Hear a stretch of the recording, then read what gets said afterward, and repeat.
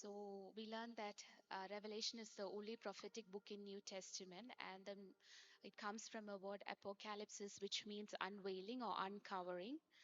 And we learned there are three types of prophetic fulfillment, which includes partial fulfillment, spiritual fulfillment, and complete or literal fulfillment. And we learn there are 7 main events that's going to happen in the book of Revelation.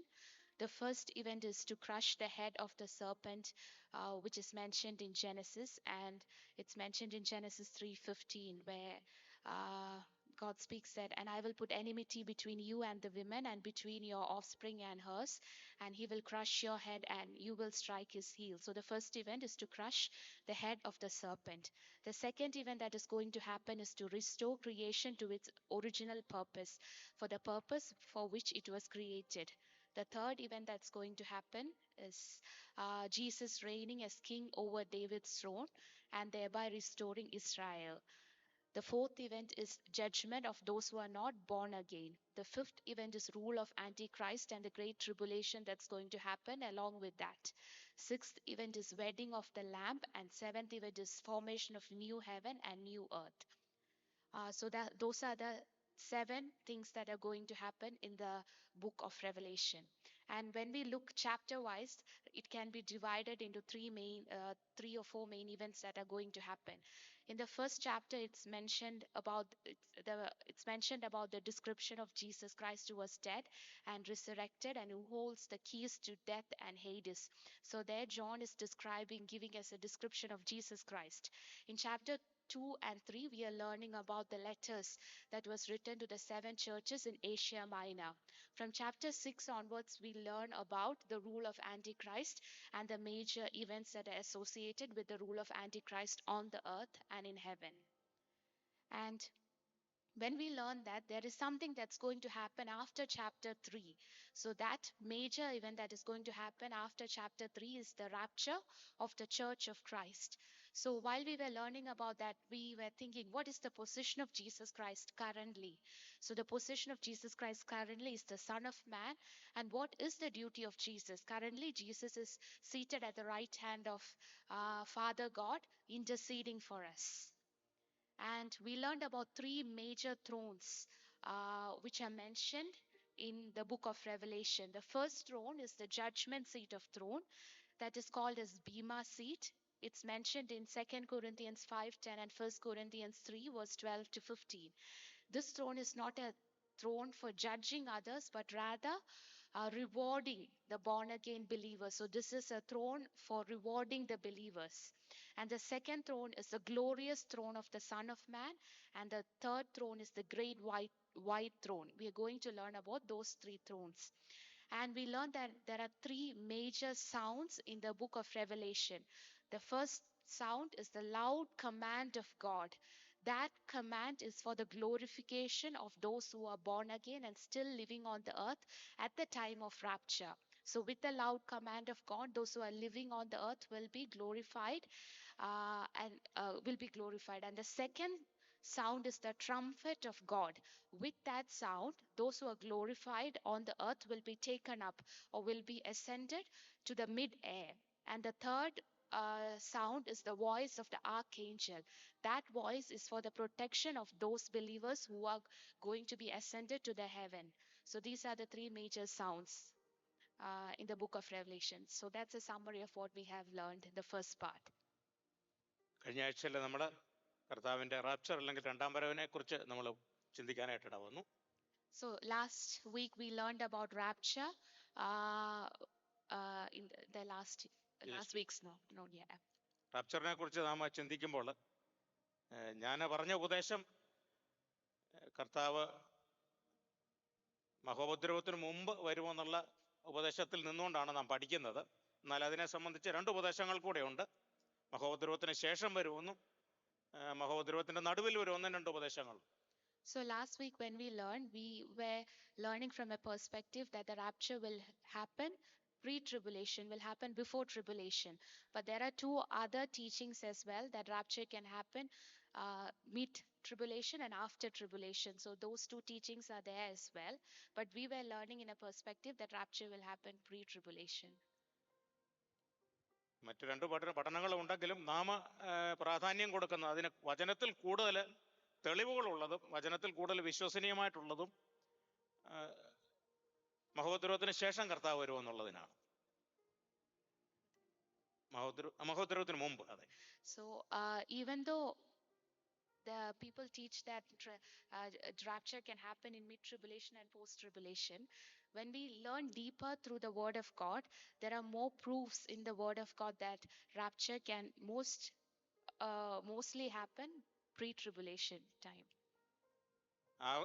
ആ കാഴ്ചപ്പാടിൽ നാം പഠിക്കുമ്പോൾ സംഭവങ്ങൾ ഇങ്ങനെയായിരിക്കും നടക്കാൻ പോകുന്നത്. കർത്താവിന്റെ വരവെങ്കിൽ ഈ ഭൂമിയിൽ നിന്ന് ഒരു കൂട്ടം ജനം ഒരു സെക്കൻഡിനുള്ളിൽ എടുക്കപ്പെടും. നാം നോക്കി നിൽക്കുന്നതിനിടയിൽ ഒരു കൂട്ടം ജനം ഈ ഭൂമിയിൽ നിന്ന് മാറ്റപ്പെടും. So how this event is going to happen, that how rapture is going to happen, will be in this sequence. So at the time of rapture, a great crowd of people will disappear from the face of the earth. അപ്പോൾ ഭൂമിയിൽ അത് വളരെ വലിയൊരു സംഭവമായിരിക്കും. കാരണം വളരെ പ്രധാനപ്പെട്ട പലരെയും കാണാനില്ല. ഭൂമിയിൽ നമുക്കറിയാം പകുതി സമയത്ത് ഭൂമിയുടെ പകുതി സ്ഥലത്ത് ഇരുട്ടും പകുതി സ്ഥലത്ത് പകലുമാണ്. അപ്പോൾ പകലുള്ള സ്ഥലങ്ങളിൽ ഒന്നിച്ച് ജോലി ചെയ്യുന്ന ചിലരെ കാണാനില്ല. അവരുടെ വസ്ത്രങ്ങളെല്ലാം ഈ ഭൂമിയിൽ കിടക്കും, ആളിനെ കാണാനില്ല. അതുപോലെ തന്നെ ഒന്നിച്ച് കിടന്നുറങ്ങുന്നവർ അല്ലെങ്കിൽ നേരം വെളുക്കുമ്പോൾ ഒരു കൂട്ടരെ കാണാനില്ല. അപ്പം ശേഷിക്കുന്ന ലോകം ഭയങ്കരമായിട്ട് അതിശയിക്കും. അവർ വളരെയധികം ഭയപ്പെടും. കാരണം എവിടെ പോയി, യാതൊരു തെളിവും ഇല്ലാതെ ഒരു കൂട്ടം ആൾക്കാർ ഈ ഭൂമിയിൽ നിന്ന് അപ്രത്യക്ഷരായി എന്ന് പറയുമ്പോൾ അതൊരു വലിയ സംഭവമായിരിക്കും ലോകത്തിൽ. So that will be a major event when all these people will disappear from the face of the earth, because even though two people will be working together, one person will disappear. There will be that person will not be sitting next to the other one. There will be clothes, everything left behind, but that person will not be there. So that will be a major event on the face of the earth. ഭൂമിയിൽ അന്ന് ശേഷിക്കുന്നവർ വളരെയധികം ഭയപ്പെടും. പിറ്റേ ദിവസത്തെ പത്രങ്ങളൊക്കെ ഒരുപക്ഷെ ഇങ്ങനെയായിരിക്കും ഇറങ്ങാൻ പോകുന്നത്. ഏതോ അന്യഗ്രഹത്തിൽ നിന്നോ അല്ലെങ്കിൽ ഒരു കൂട്ടം ജനങ്ങളെ ആരോ ഒന്ന് പിടിച്ചോണ്ട് പോയി. കാരണം ലോകത്തുള്ള മനുഷ്യന് കർത്താവ് വന്നുവെന്നും സഭയെടുക്കപ്പെട്ടു എന്നുള്ളതും ലോകത്തുള്ള ആർക്കും മനസ്സിലാകുന്ന ഒരു കാര്യമല്ല. അവരാരും അതിനെക്കുറിച്ച് ചിന്തിക്കുന്ന പോലുമില്ല. അപ്പോൾ പെട്ടെന്നൊരു കൂട്ടം ആൾക്കാരെ കാണാതാകുമ്പോൾ ലോകം ഭയങ്കരമായിട്ട് ഭയപ്പെടും. ഒരു കൂട്ടം ജനങ്ങളെ ഭൂമിയിൽ നിന്ന് കാണാനില്ല. അപ്പോൾ എന്ത് സംഭവിച്ചു, ഈ പോയവരെവിടെ പോയി എന്നുള്ളത് കൂടെ ഉള്ളവര് അല്ലെങ്കിൽ അടുത്തയാൾ, ഒരുപക്ഷെ ഹസ്ബൻഡും വൈഫിലും ഒരാള്, ഹസ്ബൻഡ് രക്ഷിക്കപ്പെട്ട ആളാ, വൈഫ് രക്ഷിക്കപ്പെടാത്ത ആളാണെങ്കിൽ ഹസ്ബൻഡിനെ കാണാനില്ല. പിറ്റേ ദിവസം കാലത്തെ പോലീസ് സ്റ്റേഷനിൽ അവർ പരാതിയും കൊണ്ടല്ലോ, എൻ്റെ ഹസ്ബൻഡിനെ കാണാനില്ല. അതിനെക്കുറിച്ച് അന്വേഷിക്കുമ്പോഴാണ് ലോകത്തിന്റെ എല്ലാ ഭാഗങ്ങളിലും ഇങ്ങനെ പോലീസ് സ്റ്റേഷനുകളിലെല്ലാം ഭയങ്കര പരാതികൾ, ഭയങ്കരമായിട്ടുള്ള സംഭവങ്ങൾ, ലോകം അതിശയിക്കും. So when all the people disappear from the face of earth like that, the people who are left behind will be surprised, or they will be amazed that what has happened on the earth. They might assume that some aliens, someone has come from the other planet and has taken away all these people, and there will be like many police cases or something happening, because all these people, maybe husband and wife, may be sleeping together. The next morning when the husband wakes up, the wife may not be there, so the husband will go and give like a case in the police station. So there will be like so many things happening on the face of earth during that time, and all those who are left behind will be amazed. They might be worried or afraid about what's going to happen next. പിറ്റേ ദിവസത്തെ പത്രങ്ങൾ ഇങ്ങനെയായിരിക്കും വരാൻ പോകുന്നത്. ഈ ലോകത്തു നിന്ന് ഒരു കൂട്ടം ആൾക്കാരെ അന്യഗ്രഹ ജീവികൾ പിടിച്ചുകൊണ്ടേ. കാരണം അവർക്ക് സ്ഥാപിക്കാൻ പിന്നെ ആകപ്പാടെ ഇന്ന് ഭൂമിയിൽ ശേഷിക്കുന്ന ഒരു സിദ്ധാന്തം എന്ന് പറയുന്നത് ഏലിയൻസ്, അന്യഗ്രഹ ജീവികൾ ഈ ഭൂമിയിൽ വന്നിട്ട് ഒരു കൂട്ടം ആൾക്കാരെ അവരുടെ പരീക്ഷണത്തിന് വേണ്ടിയിട്ടോ അല്ലെങ്കിൽ അവരുടെ ആവശ്യത്തിന് വേണ്ടിയിട്ടോ അവർ പിടിച്ചോണ്ട് പോയി. അപ്പോൾ പത്രങ്ങൾ പിന്നെ ലോകം പേടിക്കാൻ തുടങ്ങും. ലോകത്തിലേക്ക് പിന്നെ ഭീതിയുടെ ഒരു വാർത്ത വരാൻ പോകുന്നത്, ഇനിയും അവർ വരും, കൊണ്ടുപോയവരെ കൊണ്ട് തീരത്തില്ല, ഇനി നമ്മളെ പിടിക്കാൻ വരും. അപ്പൊ നമ്മളെയും പിടിച്ചുകൊണ്ട് പോകാനായിട്ട് വരുമ്പോൾ നാം അതിനെ വിജിലന്റ് ആയിരിക്കണം, നാം അതിനെ എതിർക്കാൻ തയ്യാറായി നിൽക്കണം. നാം ഇനിയും ഒരു അറ്റാക്ക്, ഇനിയും അങ്ങനൊരു ഏലിയൻസ് വരുന്ന ഒരു സംഭവം ഉണ്ടാകുകയാണെങ്കിൽ അതിനെതിരെ പ്രതിരോധിക്കാൻ തക്കവണ്ണം നാം അതിന് തയ്യാറായി നിൽക്കണം. അതുകൊണ്ട് നമ്മളിങ്ങനെ പല രാജ്യങ്ങളായിട്ട് ഭിന്നിച്ചു നിന്നാലൊന്നും പറ്റത്തില്ല. നമ്മുടെ ടെക്നോളജി കൊണ്ടൊന്നും അവരെ നേരിടാൻ ഇതുവരെ അതിന് തയ്യാറായിട്ടില്ല. അതുകൊണ്ട് ഇനി വന്നാൽ എല്ലാ രാജ്യങ്ങളോട് ഒന്നിച്ച് നിന്നുകൊണ്ട് ഇവർക്കെതിരെ ഒരു സ്റ്റാർ വാർ അല്ലെങ്കിൽ ഒരു നക്ഷത്ര യുദ്ധത്തിന് തയ്യാറായി ഇനി അവർ വരിക എന്നെ പ്രതിരോധിക്കാൻ തയ്യാറാകത്തക്കവണ്ണം ലോകം ഒന്നിച്ചു നിൽക്കേണ്ട ഒരു ആവശ്യകതയുണ്ട്. അതിന് നാം ഒന്നിച്ചു നിൽക്കണമെന്നുള്ള ഒരു ടീച്ചിങ് അല്ലെങ്കിൽ ഒരു ഉപദേശത്തോടുകൂടി ഒരു നേതാവ് എഴുന്നേറ്റ് വരും. So during this event, people will be afraid. They might think that these aliens might come back and take us also. So there will be a unity among all the people who are left behind, and they might think that we should all be united rather than being split like different countries. So at that point, there will be a leader who will rise up and will unite all the people on the earth, and that leader will rise up during that time. പല രാജ്യങ്ങളായിട്ട് ഭിന്നിച്ചു നിൽക്കാതെ നമ്മൾ ഒന്നിച്ചു നിൽക്കണം. ഒരു അധികാരത്തിന്റെ കുടക്കീഴിൽ വരണം. നാം ഒന്നിച്ചതിനെ പ്രതിരോധിക്കാൻ വേണ്ടി തയ്യാറാകണം എന്ന രീതിയിൽ എഴുന്നേറ്റ് വരുന്ന ഒരു നേതാവായിരിക്കും ആന്റിക്രൈസ്റ്റ് എന്ന് പറയുന്ന, അല്ലെങ്കിൽ അന്തിക്രിസ്തുവിന്റെ വെളിപ്പാടിനുള്ള കർത്താവിന്റെ റാപ്ചറിനോട് കൂടി, കർത്താവിന്റെ മധ്യാകാശ വരവോടുകൂടി ഈ ഭൂമിയിൽ അന്തിക്രിസ്തുവിന്റെ ഭരണം ആരംഭിക്കാനുള്ള ക്രമങ്ങൾ ചിട്ടപ്പെട്ടു വരും. So the leader who will rise up during that time will most probably be the Antichrist. So he will come, Antichrist will get revealed during that time and will unite all the countries together, saying that we should be ready to fight against the aliens. If they come back again, we should stand together. And along with the rapture, the rise of the Antichrist also will happen on the face of earth. അങ്ങനെ എതിർ ക്രിസ്തു അല്ലെങ്കിൽ Antichrist ഭൂമിയിൽ ഭരണമേൽക്കുന്നതും അതുമായി ബന്ധപ്പെട്ട സംഭവങ്ങളും അവന്റെ ഭരണകാലമായി 7 വർഷം കർത്താവ് ഈ ഭൂമിയിൽ അയക്കാൻ പോകുന്ന മഹോപദ്രവങ്ങൾ അല്ലെങ്കിൽ മഹാസംഭവങ്ങളും ആണ് തുടർന്നുള്ള ദൈവത്തിന്റെ ഭൂമിയോടുള്ള ദൈവിക ന്യായവിധികളുമാണ് വെളിപ്പാട് പുസ്തകം 5-ാം അധ്യായം മുതലുള്ള വിവരണം. So from chapter 5 onwards, what we are going to learn is about the rise of the Antichrist and the tribulation that is going to happen on the earth, along with the judgment that God is going to send on the earth during that time. So from chapter 5 onwards, we are going to study in detail about that. Not chapter 5, chapter 4. From chapter 4 onwards, yeah. പക്ഷേ നാം ഇനിയും വെളിപാട് പുസ്തകത്തിലേക്ക് വരികയാണ്. വെളിപാട് പുസ്തകം 4:1 ഇങ്ങനെയാണ് നാം വായിക്കുന്നത്. പ്രിയം, ഇവിടെ കയറി വരിക. So Revelation chapter 4 verse 1.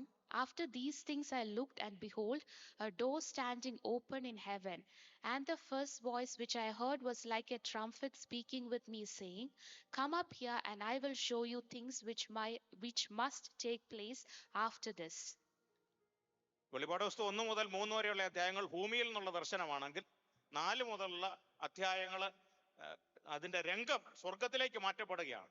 1 മുതൽ 3 വരെയുള്ള രംഗങ്ങൾ അപ്പോസ്തലനായ യോഹന്നാൻ ഭൂമിയിൽ നിന്നാണ് കാണുന്നതെങ്കിൽ 4 മുതലുള്ള രംഗങ്ങളെ കാണിക്കേണ്ടതിന് വേണ്ടിയിട്ട് തന്നെ സ്വർഗത്തിലേക്ക് മാറ്റപ്പെടുകയാണ്. അല്ലെങ്കിൽ പിന്നീട് നടക്കുന്ന സംഭവങ്ങളുടെ രംഗം സ്വർഗമാണ്. സ്വർഗത്തിൽ നിന്നുകൊണ്ട്, ഉയരത്തിൽ നിന്നുകൊണ്ട് യോഹന്നാൻ ഈ ഭൂമിയിൽ നടക്കുന്ന സംഭവങ്ങളെ ദൈവത്തിന്റെ പരിശുദ്ധാത്മാവിൽ ദൂതന്മാര് കർത്താവ് വെളിപ്പെടുത്തി കൊടുക്കുന്നതാണ് 4 മുതലുള്ള രംഗങ്ങൾ. അതിനു വേണ്ടിയിട്ട് യോഹന്നാനെ സ്വർഗത്തിലേക്ക് ക്ഷണിക്കുകയാണ് ചെയ്യുന്നത്. നീ ഇവിടെ കയറി വരിക. യോഹന്നാനെ സ്വർഗത്തിലേക്ക് മാറ്റുകയാണ്.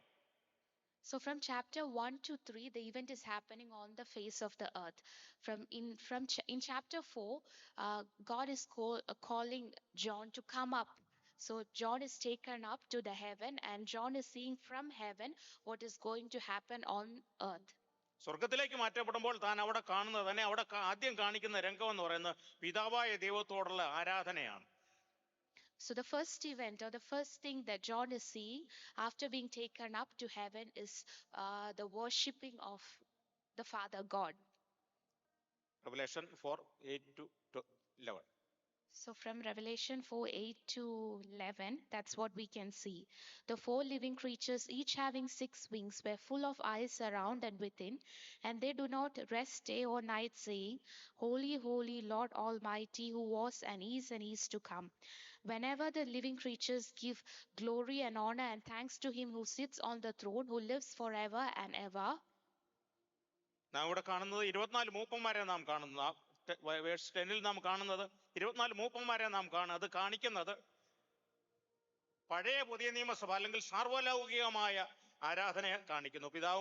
പിതാവായ ദൈവത്തെ പഴയ നിയമസഭ 24 മൂപ്പന്മാരെന്ന് പറഞ്ഞാൽ പഴയ നിയമത്തിലെ 12 ഗോത്രപിതാക്കന്മാരും പുതിയ നിയമത്തിലെ 12 അപ്പോസ്തലന്മാരുമാണ്. അവർ ചിത്രീകരിക്കുന്നത് പഴയ നിയമസഭയും പുതിയ നിയമസഭയും ഒരുമിച്ച് കാണിക്കുകയാണ്. പഴയ നിയമസഭയും പുതിയ നിയമസഭയും അവിടെ ഒരുമിച്ച് പിതാവായ ദൈവത്തെ ആരാധിക്കുന്ന രംഗമാണ് നാം അവിടെ കാണുന്നത്. Here, what we are seeing is the 12 elders and the 12 apostles together worshiping the Father God. So that means both the New Testament and Old Testament church together is worshiping the Father God during this scene. 7-ാം വാക്യത്തിൽ 4:7 വാക്യത്തിൽ നാം കാണുന്ന 4 ജീവികളെ നാം അവിടെ കാണുന്നു. 4 ജീവികളുടെ മുഖങ്ങളെ നാം അവിടെ കാണുന്നു. In Revelation 4:7, we can see the first living creature was like a lion, the second living creature was like a calf, the third living creature had a face like a man, and the fourth living creature was like a flying eagle. 4 ജീവികൾ, ഈ 4 ജീവികൾ പ്രതിനിധീകരിക്കുന്ന 4 സുവിശേഷങ്ങളെ പ്രതിനിധീകരിക്കുന്നു. These 4 living creatures represent the 4 Gospels in the New Testament. ഒന്നാമത്തെ ജീവി സിംഹത്തിന് സദൃശ്യം, രണ്ടാമത്തെ ജീവി കാളയ്ക്ക് സദൃശ്യം, മൂന്നാമത്തെ ജീവി മനുഷ്യനെ പോലെ, നാലാം ജീവി പറക്കുന്ന കഴുകന് സദൃശ്യം. ഒന്നാമത്തെ സുവിശേഷമായിരിക്കുന്ന മത്തായിയുടെ സുവിശേഷം എന്ന് പറയുന്നത് കർത്താവിനെ രാജാവായിട്ട്, യേശുക്രിസ്തുവിനെ രാജാവായിട്ട് ചിത്രീകരിക്കുന്നു. So the first creature is like lion, the second is like calf, the third like man, and the fourth like a flying eagle. The first gospel, Matthew, represents Jesus Christ as a lion. രണ്ടാമത്തെ സുവിശേഷമായിരിക്കുന്ന മർക്കോസിന്റെ സുവിശേഷം കാളയുടെ മുഖമാണ്. അത് ക്രൂശിക്കപ്പെട്ടവനായ യേശു ക്രിസ്തു ഭൂമിയിൽ വന്ന് നമുക്ക് വേണ്ടി ക്രൂശെടുപ്പാൻ തക്കവണ്ണം അത് ഒരു അടിമയെ പോലെ, ഒരു കാളയെ പോലെ നമുക്ക് വേണ്ടി കഷ്ടം അനുഭവിക്കാൻ കടന്നു വന്ന യേശു ക്രിസ്തുവിനെ കാണിക്കും. The second gospel, Mark, represents Jesus as a calf. So thereby calf represents Jesus who was crucified for us on the cross, bearing our sins on the cross. മൂന്നാമത്തെ ജീവി മനുഷ്യന്റെ മുഖത്തോട് സദൃശ്യമാണ്. അത് മൂന്നാമത്തെ സുവിശേഷമായിരിക്കുന്ന ലൂക്കോസിന്റെ സുവിശേഷത്തെ കാണിക്കുന്നു. ലൂക്കോസിന്റെ സുവിശേഷത്തിൽ കർത്താവിനെ മനുഷ്യപുത്രൻ എന്നുള്ള രീതിയിലാണ് ചിത്രീകരിച്ചിരിക്കുന്നത്. മനുഷ്യൻ നമുക്ക് വേണ്ടിയിട്ട് നമ്മുടെ പ്രതിനിധിയായിട്ട് കടന്നു വന്ന മനുഷ്യപുത്രനായ യേശുക്രിസ്തുവിനെ കാണിക്കുന്നു. The third gospel, Luke, represents Jesus Christ as Son of Man, whereby representing Jesus as standing for us on the right hand of Father, interceding for us. നാലാമത്തെ ജീവി കഴുകന്റെ മുഖമാണ്. അത് ആകാശത്ത് പറക്കുന്ന, നമുക്കറിയാം കഴുകൻ എന്ന് പറയുന്ന ആകാശത്ത് പറക്കുന്ന മൃഗമാണ്. അത് കർത്താവായ യേശുക്രിസ്തുവിന്റെ ദൈവത്വത്തെ കാണിക്കുന്നു. അത് യോഹന്നാന്റെ സുവിശേഷത്തെ കാണിക്കുന്നു. The fourth gospel is John. In John, Jesus Christ is represented like a flying eagle, whereby the kingship of Lord Jesus Christ, Godship of Jesus Christ is being represented. Kingship in Matthew. അപ്പൊ ഇത് നാം Ezekiel പ്രവചനത്തിലേക്കും കടന്നു വരുമ്പോഴും ഈ മുഖങ്ങൾ കാണുന്നുണ്ട്. ഇത് കാണുമ്പോൾ നാം മനസ്സിലാക്കേണ്ട കർത്താവായ യേശുക്രിസ്തുവിന്റെ 4 വ്യത്യസ്തമായ ചുമതലകൾ, അല്ലെങ്കിൽ യേശുക്രിസ്തുവിന്റെ 4 വ്യത്യസ്തമായ തന്റെ വെളിപ്പെടലുകൾ, അതാണ് വചനത്തിൽ അത് കാണിക്കുന്നത്. തന്റെ 4 ഡ്യൂട്ടികൾ കാണിക്കുന്നുണ്ട്. അതുപോലെ തന്നെ യേശുക്രിസ്തുവിന്റെ 4 വ്യത്യസ്ത മുഖങ്ങളെ കാണിക്കുന്നു, തന്റെ 4 ശുശ്രൂഷകളെ കാണിക്കുന്നു. അതാണ് എസെക്കിയേൽ പ്രവചനത്തിൽ നാം ഇത് തന്നെ കാണുന്നുണ്ട്. Even in Ezekiel, we can see the same thing, and these 4 faces shows the 4 duties of Lord Jesus Christ. വെളിപ്പാട് പുസ്തകം 5-ാം അധ്യായം തൊട്ട് നാം ഇനി പെട്ടെന്ന് കടന്നു പോവുകയാണ്. 5-ാം അധ്യായം തൊട്ട് ഭൂമിയുടെ വീണ്ടെടുപ്പിന്റെ നടപടിക്രമങ്ങൾ ആരംഭിക്കുകയാണ്. 5:1 മുതൽ 7 വരെ വാക്യം. From Revelation 5 verse 1 to 7, we are seeing the restoration of earth. And I saw in the right hand of him who sat on the throne a scroll written inside on the back, sealed with 7 seals. Then I saw a strong angel proclaiming with a loud voice, "Who is worthy to open the scroll and to loose its seals?" And no one in heaven or on the earth or under the earth was able to open the scroll or look at it. So I wept much because no one was found worthy to open and read the scroll or look at it. But one of the elders said to me, "Do not weep. Behold, the Lion of the tribe of Judah, the Root of David, has prevailed to open the scroll and to loose its 7 seals." And I looked, and behold, in the midst of the throne and of the 4 living creatures, and in the midst of the elders, stood a lamb as though it had been slain, having 7 horns and 7 eyes, which are the 7 spirits of God sent out into all the earth. Then he came and took the scroll out of the right hand of him who sat on the throne. ഒന്നാം വാക്യം വായിക്കുന്നത് ഇങ്ങനെയാണ്. Verse 1, 5:1. 7 അകത്തും പുറത്തും എഴുത്തുള്ളതായ 7 മുദ്രയാൽ മുദ്രയിട്ട ഒരു പുസ്തകം. ഇത് ഭൂമിയുടെ വീണ്ടെടുപ്പിന്റെ പുസ്തകമാണ്. അതായത് കർത്താവിന്റെ 1000 ആണ്ട് ഭരണത്തിനായുള്ള ഭൂമിയുടെ റിസ്റ്റോറേഷൻ, വീണ്ടെടുപ്പിന്റെ വീണ്ടെടുപ്പിന്റെ നടപടിക്രമങ്ങൾ രേഖപ്പെടുത്തിയിരിക്കുന്ന പുസ്തകമാണ്. ഈ ഭൂമിയിൽ കർത്താവിന്, ഇത് മനുഷ്യന്റെ ഹാബേൽ മുതലുള്ളവരുടെ രക്തം വീണ ഭൂമിയാണ്. ഈ ഭൂമിയിൽ കർത്താവിന് ഇനി തനിക്കൊരു രാജാവായിട്ട് ഈ ഭൂമിയിൽ ഭരിക്കുക എന്നുള്ളത് സാധ്യമല്ല. തന്റെ ഭരണത്തിന് വേണ്ടിയിട്ട് ഈ ഭൂമിയെ ഒരുക്കിയെടുക്കേണ്ടത് ആവശ്യമുണ്ട്. തനിക്ക് ആക്ഷരികമായിട്ട് ഈ ഭൂമിയെ, ദാവീദിന്റെ സിംഹാസനത്തിൽ ഇരുന്ന് ഈ ഭൂമിയെ 1000 ആണ്ട് ഭരിക്കേണ്ടതിന് വേണ്ടിയിട്ട് ഈ ഭൂമിയെ തനിക്ക് ഒരുക്കിയെടുക്കേണ്ട ആവശ്യമുണ്ട്. അതിനു വേണ്ടിയിട്ടുള്ള നടപടിക്രമങ്ങൾ മുഴുവൻ എഴുതി മുദ്രയിട്ടിരിക്കുന്ന പുസ്തകമാണ് ഈ പുസ്തകം. ഈ പുസ്തകം തുറപ്പാൻ യോഗ്യനായിട്ട് ആരെയോ സ്വർഗത്തിൽ കാണുന്നില്ല. കാരണം ഈ പുസ്തകം തുറക്കണമെങ്കിൽ അതിനുള്ള നടപടിക്രമങ്ങളെല്ലാം പൂർത്തീകരിക്കപ്പെട്ട ഒരുവൻ വേണം. അവനെയാണ് നാം ഇവിടെ കാണുന്നത്. അതാണ്, കുഞ്ഞാട് മാത്രമാണ് അതിന് യോഗ്യൻ. അതിന്റെ നടപടിക്രമങ്ങൾ ഇപ്പോൾ അത് ഈ സമയത്തും അത് ആ പുസ്തകം സ്വർഗത്തിൽ മുദ്രയിട്ടിരിക്കുകയാണ്.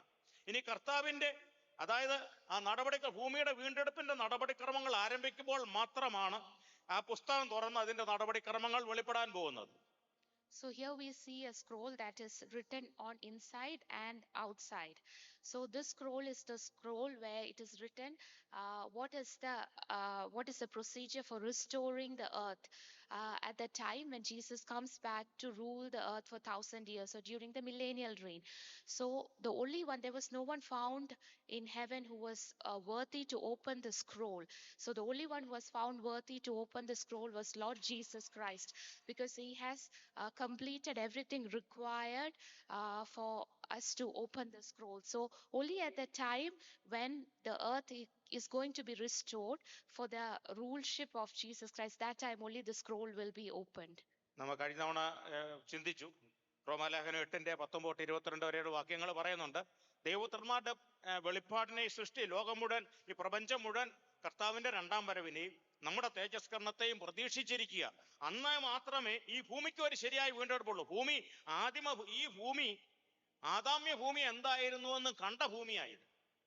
അപ്പൊ ആദാമ്യ ഭൂമിയിൽ എങ്ങനെയായിരുന്നു ഇവിടെ കാര്യങ്ങൾ നടന്നുകൊണ്ടിരുന്നത് എന്നും, ആദാമിന്റെ വീഴ്ചയോടുകൂടി ഈ ഭൂമിക്കും വീഴ്ച വന്നു, ഈ ഭൂമിയിലെ ജീവജാലങ്ങൾക്കും വീഴ്ച വന്നു, ഇതിൽ ജീവിക്കുന്ന മൃഗങ്ങൾക്കും വീഴ്ച വന്നു, ഇതിലെ ഇപ്പോൾ ആയിരിക്കുന്ന സസ്യങ്ങൾക്കും. മുള്ളും പറക്കാരെ ഉണ്ടായതെന്ന കർത്താവിന്റെ പിതാവായ ദൈവം ഭൂമിയെ ശപിച്ചപ്പോഴാണ്, ആദാമിനെ ശപിക്കുക ചെയ്തത്. അന്ന് വരെ ഭൂമി മനുഷ്യന് വേണ്ടിയിട്ട് വളരെ സ്മൂത്തായിരുന്ന ഭൂമി ആദാമിനെ ശപിച്ചു. നീ നിന്റെ നെറ്റിയിലെ വേർപ്പ് കൊണ്ട് അപ്പം കഴിക്കും, മുള്ളും പറക്കാരെയും നിനക്ക് വേണ്ടി ഈ ഭൂമിയിൽ നിന്ന് മുളയ്ക്കുമെന്ന് പറഞ്ഞപ്പോഴാണ് ഈ ഭൂമി നമുക്കെതിരെയായത്. ഇന്ന് ഈ ഭൂമി നമുക്കെതിരെയാ. നാം പറയുന്ന അനുസരിക്കാനല്ല ഈ ഭൂമി നിൽക്കുന്നത്, നമുക്കെതിരെ നിൽക്കുക. നാം ഇതിന്റെ മേൽ അധ്വാനിച്ച് വേണം ഈ ഭൂമിയെ നമ്മുടെ കീഴിലേക്ക് അനുസരിപ്പിച്ച് കൊണ്ടുവരാൻ. എന്നാൽ ആ ഭൂമി വീണ്ടും ഒരു റിസ്റ്റോറേഷൻ ഉണ്ട്. ഭൂമി തന്നെത്താൻ ആയിരിക്കുകയല്ല. അങ്ങനെ ഭൂമിക്ക് അത് ആഗ്രഹം ഉണ്ടായിട്ടല്ല. നാം ആദാമിലൂടെ വന്ന പാപത്തിന്റെ ഫലമായിട്ട് ഈ ഭൂമി ശപിക്കപ്പെട്ടപ്പോൾ ഈ ഭൂമിയുടെ മേലും മനുഷ്യന് വന്നതുപോലുള്ള വീഴ്ച വന്നിട്ട് ഭൂമിയും ശപിക്കപ്പെട്ട് കിടക്കുക. ഈ ഭൂമിയും ഇതിലുള്ള സകല ജീവജാലങ്ങളും ഇതിൽ നിന്നും ഒരു റെസ്റ്റോറേഷൻ, അല്ലെങ്കിൽ ഒരു യഥാസ്ഥാപനം, ആദിമ അവസ്ഥയിലേക്കുള്ള ഒരു യഥാസ്ഥാപനം കാത്തിരിക്കുകയാണ്. ആ റെസ്റ്റോറേഷന് വേണ്ടിയുള്ള നടപടിക്രമങ്ങളുടെ പുസ്തകമാണ് ഈ അകത്തും മുദ്ര പുറത്തും എഴുത്തുള്ളതായിട്ട് നാം കണ്ടതായ പുസ്തകം. അത് തുറക്കപ്പെടുമ്പോൾ മാത്രമാണ്, അതിലെ നടപടിക്രമങ്ങൾ പൂർത്തീകരിക്കപ്പെടുമ്പോൾ മാത്രമാണ് തന്റെ 1000 ആണ്ട് ഭരണത്തിലേക്കുള്ള നടപടികൾ ആരംഭിച്ച് ഈ ഭൂമി ഒരു യഥാസ്ഥാനത്തിന്റെ അവസ്ഥയിലേക്ക് വരാൻ പോകുന്നത്. So when Adam sinned, the earth was also fallen to sin. So as we learned in last week, we learned that the creation is awaiting for the revelation of the sons of God. So this creation and everything in this earth is awaiting to be restored to its original purpose for how it was created. So this book, the scroll which is written on inside and outside, that book contains a procedure for the restoration of the earth and all the creation to its original purpose. Verse 5:5, Revelation verse 5:5, we read like this: പുസ്തകം തുറപ്പാൻ യോഗ്യൻ യഹൂദാ ഗോത്രത്തിന്റെ സിംഹവും ദാവീദിന്റെ വേരുമായവൻ. എന്നാൽ 6ാം വാക്യത്തിൽ വരുമ്പോൾ യോഹന്നാൻ സിംഹത്തെ കാണാൻ വേണ്ടി നോക്കുമ്പോൾ അവിടെ ഒരു കുഞ്ഞാടിനെയാണ് കാണുന്നത്. So in verse 6 we read, "And I looked, and behold, in the midst of the throne and of the 4 living creatures, and in the midst of the elders, stood a lamb as though it had been slain, having 7 horns and 7 eyes, which are the 7 spirits of God sent out into all the earth." Here John is looking to find a lion, but John is seeing a lamb who is standing in the midst of the elders. 5ാം വാക്യത്തിൽ സിംഹം എന്നാണ് പറയുന്നത്. അപ്പോൾ മൂപ്പന്മാരിൽ ഒരുത്തനുണ്ട്, കരയേണ്ട, യഹൂദാ ഗോത്രത്തിലെ സിംഹവും ദാവീദിന്റെ പേരുമായവൻ. In verse 5 we see, behold, the lion of the tribe of Judah, the root of David, has prevailed to open the scroll and to loose its 7 seals. എന്നാൽ കുഞ്ഞാടിനെ പോലെ, സിംഹം കുഞ്ഞാടിനെ പോലെ വെളിപ്പെടാനുള്ള കാരണം ഇത് കൃപായുഗമാണ്. കൃപായുഗത്തെ അല്ലെങ്കിൽ കർത്താവിന്റെ കൃപയെ കാണിക്കുന്നു. സിംഹമായിരിക്കുന്ന ഒരു സിംഹത്തിന്റെ അടുത്തേക്ക് നമുക്ക് ഒരിക്കലും കടന്നു ചെല്ലാൻ പറ്റത്തില്ല. സിംഹം എപ്പോഴും മനുഷ്യൻ കടന്നു ചെന്നാലും മനുഷ്യനെ കടിച്ചു കീറും. അപ്പോൾ സിംഹമായിരിക്കുന്ന ആ കർത്താവിന്റെ ദൈവത്വത്തിന്റെ സിംഹാസനത്തിന്റെ മുമ്പിലേക്ക് ഈ അവസ്ഥയിൽ നമുക്ക് കടന്നു ചെല്ലാൻ സാധ്യമല്ല. ഇന്ന് കൃപായുഗമാകിയാൽ വരുന്ന ആരെയും സ്വീകരിപ്പാൻ തക്കവണ്ണം താൻ ഒരു കുഞ്ഞാടിനെ പോലെ നമുക്കൊരു കുഞ്ഞാടിന്റെ അടുത്ത് കടന്നു ചെല്ലുന്ന രീതിയിൽ നമുക്ക് കടന്നു ചെന്ന് രക്ഷ പ്രാപിപ്പാനുള്ള കൃപായുഗം തുറന്നു വെച്ചിരിക്കുന്നത് കൊണ്ട് താൻ നമുക്ക് വേണ്ടി കുഞ്ഞാടായിരിക്കുകയാണ്. The reason why the lion is appearing as the lamb is because it is the grace spirit. Because we can't approach the throne room of grace without Lord Jesus Christ. Now, because it's a grace spirit, we can approach the throne room of God. So that's the reason why the lion is appearing as a lamb in this verse. എന്നാൽ നാം മനസ്സിലാക്കേണ്ട, ഈ കുഞ്ഞാടിന് 7 കൊമ്പുകളുണ്ട്. അത് തന്റെ സമ്പൂർണ്ണ രാജ്യത്വത്തെ കാണിക്കുന്നു. താന് കുഞ്ഞാടാണെങ്കിലും താൻ രാജാവ് തന്നെയാണ്. തന്റെ സമ്പൂർണ്ണ രാജ്യത്വത്തെ കാണിക്കുന്നു. 7 ആത്മാക്കളായ 7 കണ്ണുകൾ എന്ന് പറയുന്നത് ദൈവത്തിന് 7 ആത്മാക്കൾ ഉണ്ടായ എന്നല്ല, പരിശുദ്ധാത്മാവ് 7 പേരാണ് എന്നല്ല. 7 ആത്മാക്കൾ എന്ന് പറയുന്നത്, 7 കണ്ണുകൾ എന്ന് പറയുന്നത് പരിശുദ്ധാത്മാവിന്റെ സമ്പൂർണ്ണ ജ്ഞാനത്തെയാണ് അവിടെ കാണിക്കുന്നത്. 7 കണ്ണുകൾ എന്ന് പറയുമ്പോൾ തന്റെ സകലവും ഭാവിയിലേക്കും എല്ലായിടത്തേക്കും തുറന്നിരിക്കുന്ന കണ്ണുകൾ. ഭാവികാല നിത്യതയും അതുപോലെ തന്നെ ഭൂതകാല ലോകത്തിന്റെ സകലത്തിന്റെ ഭൂതകാല നിത്യതയും ഭാവികാല നിത്യതയും ഇപ്പോളായിരിക്കുന്ന അവസ്ഥ ഒരുപോലെ കാണുന്ന ദൈവത്തിന്റെ പരിശുദ്ധാത്മാവിന്റെ അവസ്ഥയാണ് ഇവിടെ കാണിക്കുന്നത്. അല്ലാതെ 7 ആത്മാക്കളല്ല, ഒരേ ഏക ആത്മാവാണ്. എന്നാൽ ദൈവിക ജ്ഞാനത്തിന്റെ പൂർണ്ണതയാണ് അവിടെ കാണിക്കുന്നത്.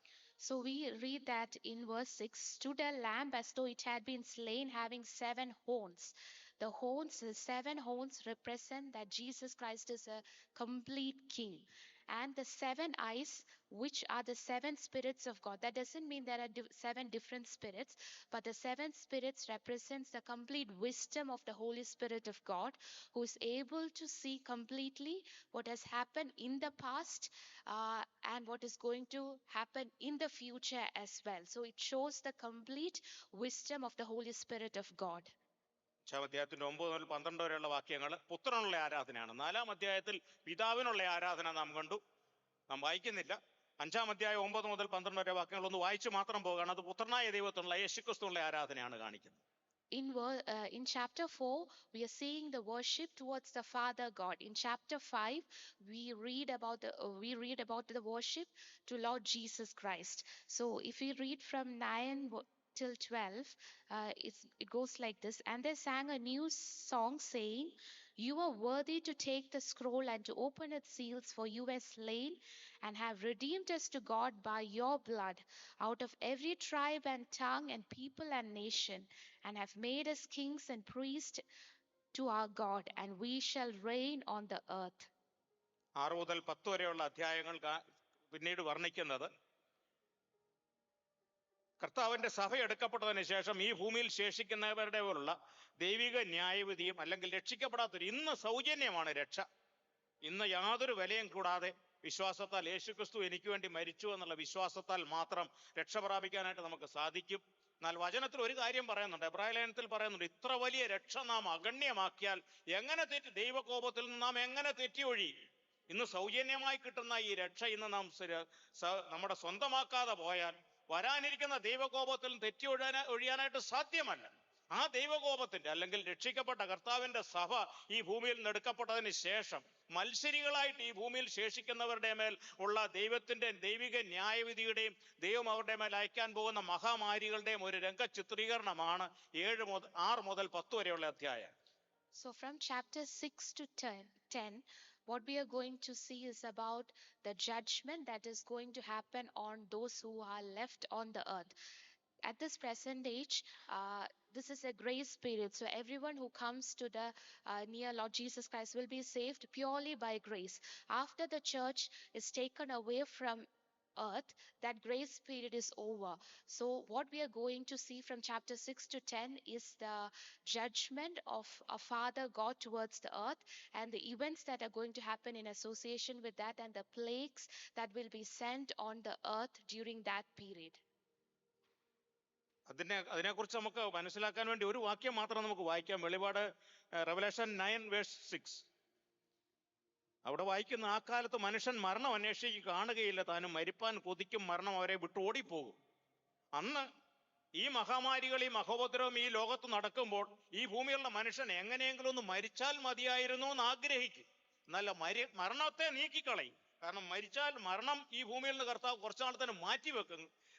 മരിക്കാൻ ആഗ്രഹിക്കുന്ന, ആത്മഹത്യ ചെയ്യാൻ ആഗ്രഹിക്കുന്നതിന് പോലും ആത്മഹത്യ ചെയ്യാൻ സാധിക്കാത്ത വണ്ണം മരണം മാറി നിന്നിട്ട് ഈ മഹാമാരികൾ ഇവരുടെ മേൽ വരുമ്പോൾ എങ്ങനെയെങ്കിലും ഒന്ന് മരിച്ചു കിട്ടിയാൽ മതി എന്ന് മനുഷ്യൻ ആഗ്രഹിക്കത്തക്ക രീതിയിലേക്കുള്ള മഹാമാരികളുടെ ഒരു രംഗത്തിലേക്കാണ് പിന്നീട് ലോകം കടന്നു വരാൻ പോകുന്നത്. To explain how intense the situation is, if you look to Revelation 9:6, we can see that in those days men will seek death and will not find it. They will desire to die and death will flee from them. So people will be desiring to die, and that time even death will be removed from the face of earth by Lord Jesus Christ. People will desire even to die or to suicide, but they will not be even able to do it. So that much curse, that much fury will be the situation on earth during that time. ആ സമയമാകുമ്പോൾ എതിർ ക്രിസ്തുവിന് ഈ ഭൂമിയിൽ വെളിപ്പെടാനുള്ള എല്ലാ സാഹചര്യങ്ങളും ഒരുങ്ങും. കാരണം ഭൂമിയിൽ ആകെ മനുഷ്യൻ ആകെ സങ്കടത്തിലും ആകെ സകല രോഗങ്ങളിലും സകല മഹാമാരികളിലും ലോകം നട്ടം തിരിയുമ്പോൾ മനുഷ്യൻ ആശ്രയിക്കാൻ ഒരിടവുമില്ല. ഏത് ദൈവത്തെ വിളിച്ചാലും, ഇന്ന് മനുഷ്യൻ വിളിച്ചുകൊണ്ടിരിക്കുന്ന ഏത് ദൈവത്തെ വിളിച്ചാലും അവർക്ക് യാതൊരു അഭയസ്ഥാനവും ഇല്ലാതെ വരുന്ന സമയമാകുമ്പോഴേക്കും എതിർ ക്രിസ്തുവിന് ഈ ഭൂമിയിൽ വെളിപ്പെടാനുള്ള എല്ലാ സാഹചര്യങ്ങളും ഒരുങ്ങും. അന്ന് 2 തെസ്സലോനിക്കർ 2:7 പറയുന്ന വാക്യം നിറവേറാനായിട്ട് ഇടവരും. 2 Thessalonians chapter 2 verse 7. 2 Thessalonians chapter 2 verse 7. For the mystery of lawlessness is already at work. Only he who now restrains will do so until he is taken out of the way. എതിർ ക്രിസ്തു അന്തിക്രിസ്തു എന്ന് പറയുന്ന ഒരു വ്യക്തി എന്നതിന് ഒപ്പം തന്നെ ഒരു സിസ്റ്റവും കൂടെയാണ്. ഇവിടെ പറയുന്നത് അധർമ്മത്തിന്റെ മർമ്മം ഇപ്പോഴേ വ്യാപരിക്കുന്നുണ്ട്, ഇതുവരെ തടയുന്നവൻ വഴിയിൽ നിന്ന് നീങ്ങിപ്പോവുക മാത്രം വേണം. അപ്പോൾ എതിർ ക്രിസ്തുവിന്റെ ആത്മാവ് ഇപ്പോഴേ ഈ ഭൂമിയിൽ വ്യാപരിക്കുന്നുണ്ട്. അവന്റെ വരവിന് വേണ്ടി ഈ ഭൂമിയെ ഒരുക്കേണ്ടതിനായിട്ടുള്ള കാര്യങ്ങളെല്ലാം എതിർ ക്രിസ്തുവിന്റെ ആത്മാവ് ഇപ്പോഴേ ഈ ഭൂമിയിൽ വ്യാപരിക്കുന്നുണ്ട്. എന്നാൽ തടയുന്നവൻ, ഇവിടെ പറയുന്നത് ഇതുവരെ തടയുന്നവൻ വഴിയിൽ നീങ്ങിപ്പോകണം. ഇന്ന് വരെയും ഭൂമിയിൽ എതിർ ക്രിസ്തുവിന് ആശ്ചര്യമായിട്ട് വെളിപ്പെടാൻ സാധിക്കാത്തതിന്റെ കാരണം തടയുന്ന ഒരു വ്യക്തി ഈ ഭൂമിയിലുണ്ട്, തടയുന്ന ഒരു സിസ്റ്റം ഈ ഭൂമിയിൽ ഇപ്പോൾ ഉണ്ട്. തടയുന്ന സിസ്റ്റമാണ് ദൈവത്തിന്റെ സഭ. ഇന്ന് ദൈവത്തിന്റെ സഭ ഈ ഭൂമിയിൽ ഉള്ളതുകൊണ്ട് പരിശുദ്ധാത്മാവ് ഈ ഭൂമിയിലുണ്ട്. ദൈവത്തിന്റെ പരിശുദ്ധാത്മാവ് യേശുക്രിസ്തുവിന് വേണ്ടിയിട്ട് തന്റെ സഭയാകുന്ന മണവാട്ടിയെ ഈ ഭൂമിയിൽ ഒരുക്കിക്കൊണ്ടിരിക്കുമ്പോൾ സഭയും ദൈവത്തിന്റെ പരിശുദ്ധാത്മാവും ഈ ഭൂമിയിൽ ഉള്ളതുകൊണ്ട് എതിർ ക്രിസ്തുവിന് ആക്ഷരികമായിട്ട് വെളിപ്പെടാൻ സാധ്യമല്ല. എന്നാൽ സഭയോടുകൂടി പരിശുദ്ധാത്മാവ് ഈ ഭൂമിയിൽ നിന്ന് എടുക്കപ്പെട്ട ശേഷം ഇപ്പം നാം വായിച്ച വാക്യം 2 തെസ്സലോനിക്കർ 2:7 പ്രകാരം അധർമ്മത്തിന്റെ മർമ്മത്തിന് വ്യാപരിക്കാനുള്ള എല്ലാ സാഹചര്യങ്ങളും ഒരുങ്ങും. അതോടുകൂടി എതിർ ക്രിസ്തു ഈ ഭൂമിയിൽ ആക്ഷരികമായിട്ട് വെളിപ്പെടാനായിട്ട് ഇടവരും. So at that time, people will be desperate because there will be plagues and so many things happening on the face of earth. At that point, Antichrist will be revealed. So when we look to this verse, we can see that the mystery of lawlessness is already at work. The only reason that Antichrist is not yet revealed is because the church and the Holy Spirit is on the earth. So once the church, along with Holy Spirit, will be taken up to the mid-air, Antichrist will be able to be revealed on the face of the earth. എതിർ ക്രിസ്തുവിന്റെ ആക്ഷരികമായിട്ട് ഈ ഭൂമിയിൽ എതിർ ക്രിസ്തു വെളിപ്പെട്ട് കഴിഞ്ഞാൽ അവന്റെ ഭരണകാലം 7 വർഷമാണ്. എതിർ ക്രിസ്തു ഭരണമേറ്റ് കഴിഞ്ഞാൽ, ആക്ഷരികമായിട്ട് ഭരണമേറ്റ് കഴിഞ്ഞാൽ, അവൻ വെളിപ്പെട്ട് കഴിഞ്ഞാൽ അവന്റെ ഭരണകാലം എന്ന് പറയുന്നത് 7 വർഷമാണ്. So the time period for the rule of the Antichrist will be 7 years. Revelation 11 verse 2 and 3.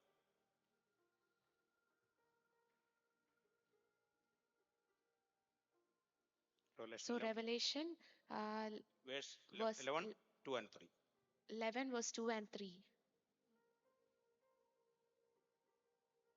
But leave out the court which is outside the temple, and do not measure it, for it has been given to the Gentiles, and they will tread the holy city underfoot for 42 months.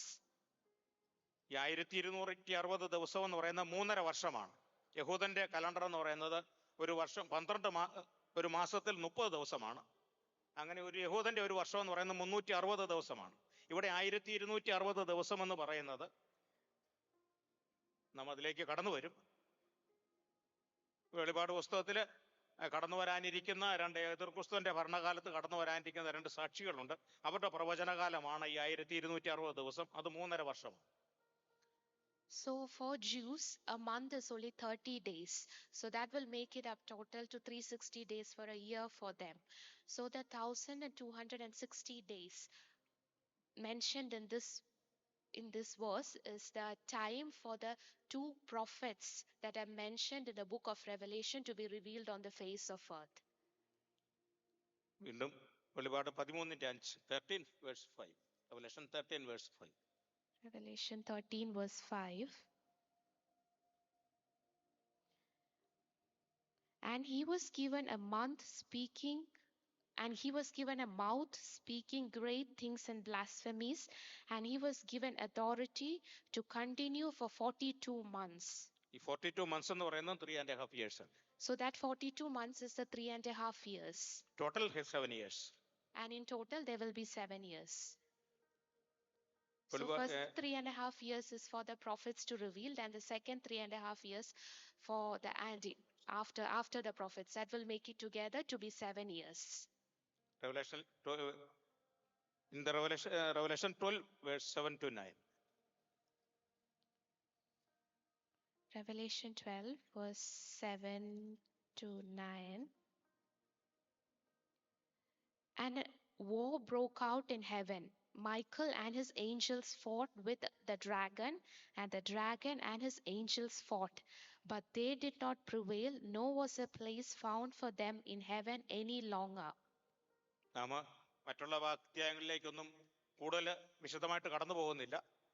തുടർന്ന് നിങ്ങൾക്ക് വായിച്ചാൽ ഈ outline വെച്ചുകൊണ്ട് അല്ലെങ്കിൽ ഈ background വെച്ചുകൊണ്ട് നിങ്ങൾ വായിച്ചാൽ അത് മനസ്സിലാകും. ഇവിടെ നടക്കാൻ പോകുന്ന, ഭൂമിയിൽ നടക്കാൻ പോകുന്ന മഹോപദ്രവങ്ങളുടെ, ദൈവം കർത്താവ് ചെയ്യാൻ പോകുന്ന മഹോപദ്രവങ്ങളുടെ ഭൂമിയിൽ വെളിപാടിന്റെ സമയത്ത്, എതിർ ക്രിസ്തുവിന്റെ സമയത്ത് നടക്കാൻ പോകുന്ന സംഭവങ്ങളുടെ ഒരു വിവരണമാണ് 11 വരെ 12 അധ്യായം വരെ ഉള്ളത്. പ്രധാന സംഭവങ്ങൾ മാത്രം നാം തൊട്ടു പോവുകയാണ്.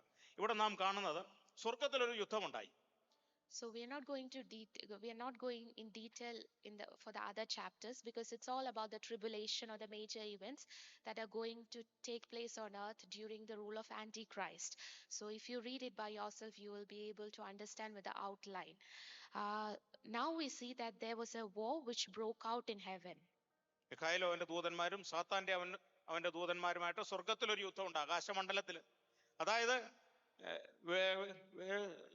Revelation verse 12:8, അവന് സ്വർഗത്തിലൊരു സ്ഥലമുണ്ടായിരുന്നു. അപ്പോൾ ഇന്ന് പിശാചിന് സ്വർഗത്തിലും ആകാശമണ്ഡലങ്ങളിലും സ്ഥലമുണ്ട്. ഇന്ന് ഭൂമിയും അതിന്റെ സകലവും പിശാചിന്റെ കയ്യിലാണ്. അതുകൊണ്ടാണ് പിശാച് കർത്താവിനെ പരീക്ഷിക്കാനായിട്ട് വരുമ്പോൾ പിശാച് കർത്താവിനോട് പറയുന്ന ഒരു വാക്യമുണ്ട്, ഈ ലോകം ഇതുള്ള എല്ലാം എങ്കൽ ഫലമേൽപ്പിച്ചിരിക്കുന്നു. കർത്താവ് അതിനോടല്ല എന്ന് പറഞ്ഞില്ല. യഥാർത്ഥത്തിൽ ആരുടെയാ? കർത്താവ് സൃഷ്ടിച്ചത് കർത്താവിന്റെയാണ്. പിശാച് കർത്താവ് അല്ല സൃഷ്ടിച്ചതെന്ന് അവിടെ പറയുന്നില്ല. എന്നാൽ ഇതെല്ലാം എൻ്റെ കയ്യിൽ ഏൽപ്പിച്ചിരിക്കുക. പിശാച് കർത്താവിനോട് പറയുന്നത് ഈ ഭൂമിയും ഇതിലുള്ള ലോകത്തിലെ എല്ലാ മഹത്വവും കാണിച്ചു കൊടുത്തിട്ട് കർത്താവിനോട് പറയുന്നത്, ഇതിലുള്ള സകലം എന്നെ ഏൽപ്പിച്ചിരിക്കുക, നീ എന്നെ വീണ് നമസ്കരിച്ചാൽ ഞാൻ ഇതെല്ലാം നിനക്ക് തരാം. അപ്പോൾ കർത്താവ് അതിനെ നിഷേധിക്കുന്നില്ല. കാരണം അക്ഷരീയമായിട്ടൊന്ന് പിശാചിന്റെ കയ്യിലാണ് ഈ ഭൂമി. ആകാശമണ്ഡലങ്ങളിൽ അധികാരം അവനാണ്, ആകാശമണ്ഡലങ്ങളിൽ അവനുണ്ട്, സർവാധികാരി ദൈവമാണ്. എന്നാൽ സ്വർഗത്തിലും അവന് സ്ഥാനമുണ്ട്. ഇന്ന് അവൻ സ്വർഗത്തിലും വ്യാപരിക്കുന്നുണ്ട്. So we can see that there was a war which broke out in heaven. The war was between Michael and his angels and the dragon and his angels. And in verse 8 we see that there was a place, nor was a place found for them in heaven any longer. So we can see that there's a place for Satan in heaven. That's why when we see that when Satan comes to test Jesus, he says that if you bow to me, I will give everything on the earth. So he has got some authority on this earth, and he has got a place in heaven.